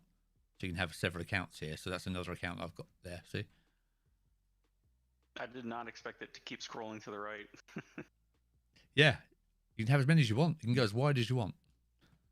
And you can have several accounts. Really cool. And these all just move around. I can just drag these. Well, he says, I can't get it now. I'm just imagining some marketing person with TweetDeck that's just spread across 15 different monitors now, and Yeah, it's just just like a. monitoring everything. That's what I might do on my projector. Just project it to the wall now. Do you know what? I've actually got a white. That'd be like your neighbor's wall. I've got a white blind in front of me. I could just project TweetDeck on there, so I can just see the scrolling. Yeah, TweetDeck's really cool if you want to keep track of hashtags and stuff. Then, Another really cool thing you can do with TweetDeck is you can set up another Twitter account to be able to post on behalf of your game account. That's what I use it for, or that's how I found it. oh, really? That's cool. Yeah. What I love the fact so that member of my community. Sorry, Karen. Yeah. Oh, sorry. Yeah, that member of my community that does that. Like sometimes he'll just like take a screenshot of whatever I'm streaming on my Discord, and he'll just like send out a tweet. And it'll be like, oh yeah, working on. Oh, okay. That is very cool. Really useful. Well, and the fact that it auto scrolls is great. So you can set that up to just be on the second monitor. Make it an ultra wide monitor. This was on my ultra wide. That's why it's all too long now. But then just leave it scrolling past. Very cool. Yeah. Well, I suppose I should stop it there as it's 20 past midnight. And I only intended to do a little. I thought, wow, I might have someone join, two people join. But there's been lots of you. We had loads to talk about. It was great. Yeah, it was fun. Yeah. So hopefully, like I said, if we can do these semi-regularly and we can just chat about what you're doing, what you found out. You know, you might come back to me next week or whenever the next one is and say, yeah, I set up an Instagram account. It was amazing for me, or it was useless for me. I didn't do anything, whatever the outcome is. And then some other people might go, oh, that's a good idea. I might try that. Yeah. And I learned a massive amount, from. So then I learned a lot. All that. Just from chatting about crap. It's amazing, isn't it? Yep. It's just from talking, isn't it? Just from talking. It's amazing what can come out of just hearing and talking to people. Yeah, like you said, like a lot of places, like there's not really a whole lot of places where developers, especially, like where we can just kind of sit and just hang out and just talk for a little while, just about whatever random stuff. Yeah, there's no like agenda here. There's no rules. There's nothing. Yeah, cool. Like all even on Discords, like the other Discord, like indie dev Discords that I've been on, like whenever they have like voice chat sessions and stuff like that, they'll always have like an itinerary almost, or like a topic on hand, which like it's cool and it's great, but like I don't know how ADHD has this conversation been. Yeah, I know. We started talking about Hazardoo and then like moved over to like, how many games did you go over today? Like 4? Yeah. How many developers did you talk to? Yeah, 4. Yeah, and then everything in between. Marketing. Yeah, a lot of marketing. Yeah, but again, that's what developers seem to struggle with the most. So, we may as well talk about it. And if we can all learn something, then that's cool. And make more connections. You guys have all met as well now. Yeah. Yeah. But yeah, and we've come up with a game jam idea. Game jam. Yep. I'll have a think. The game jam idea. All right. Okay. I'll have a think. I'll have a little think and a plan, and we'll come up with something. We'll maybe do a little tester pot. Yeah. But cool. No, but I really appreciate everybody joining, and thanks so much for talking about all your games and showing me all the cool stuff, and just saving my missus from hearing about all my crap. Well, thank you for opening it up. No, my pleasure. Yeah, definitely. Thank you for opening it. All right. Listen to us.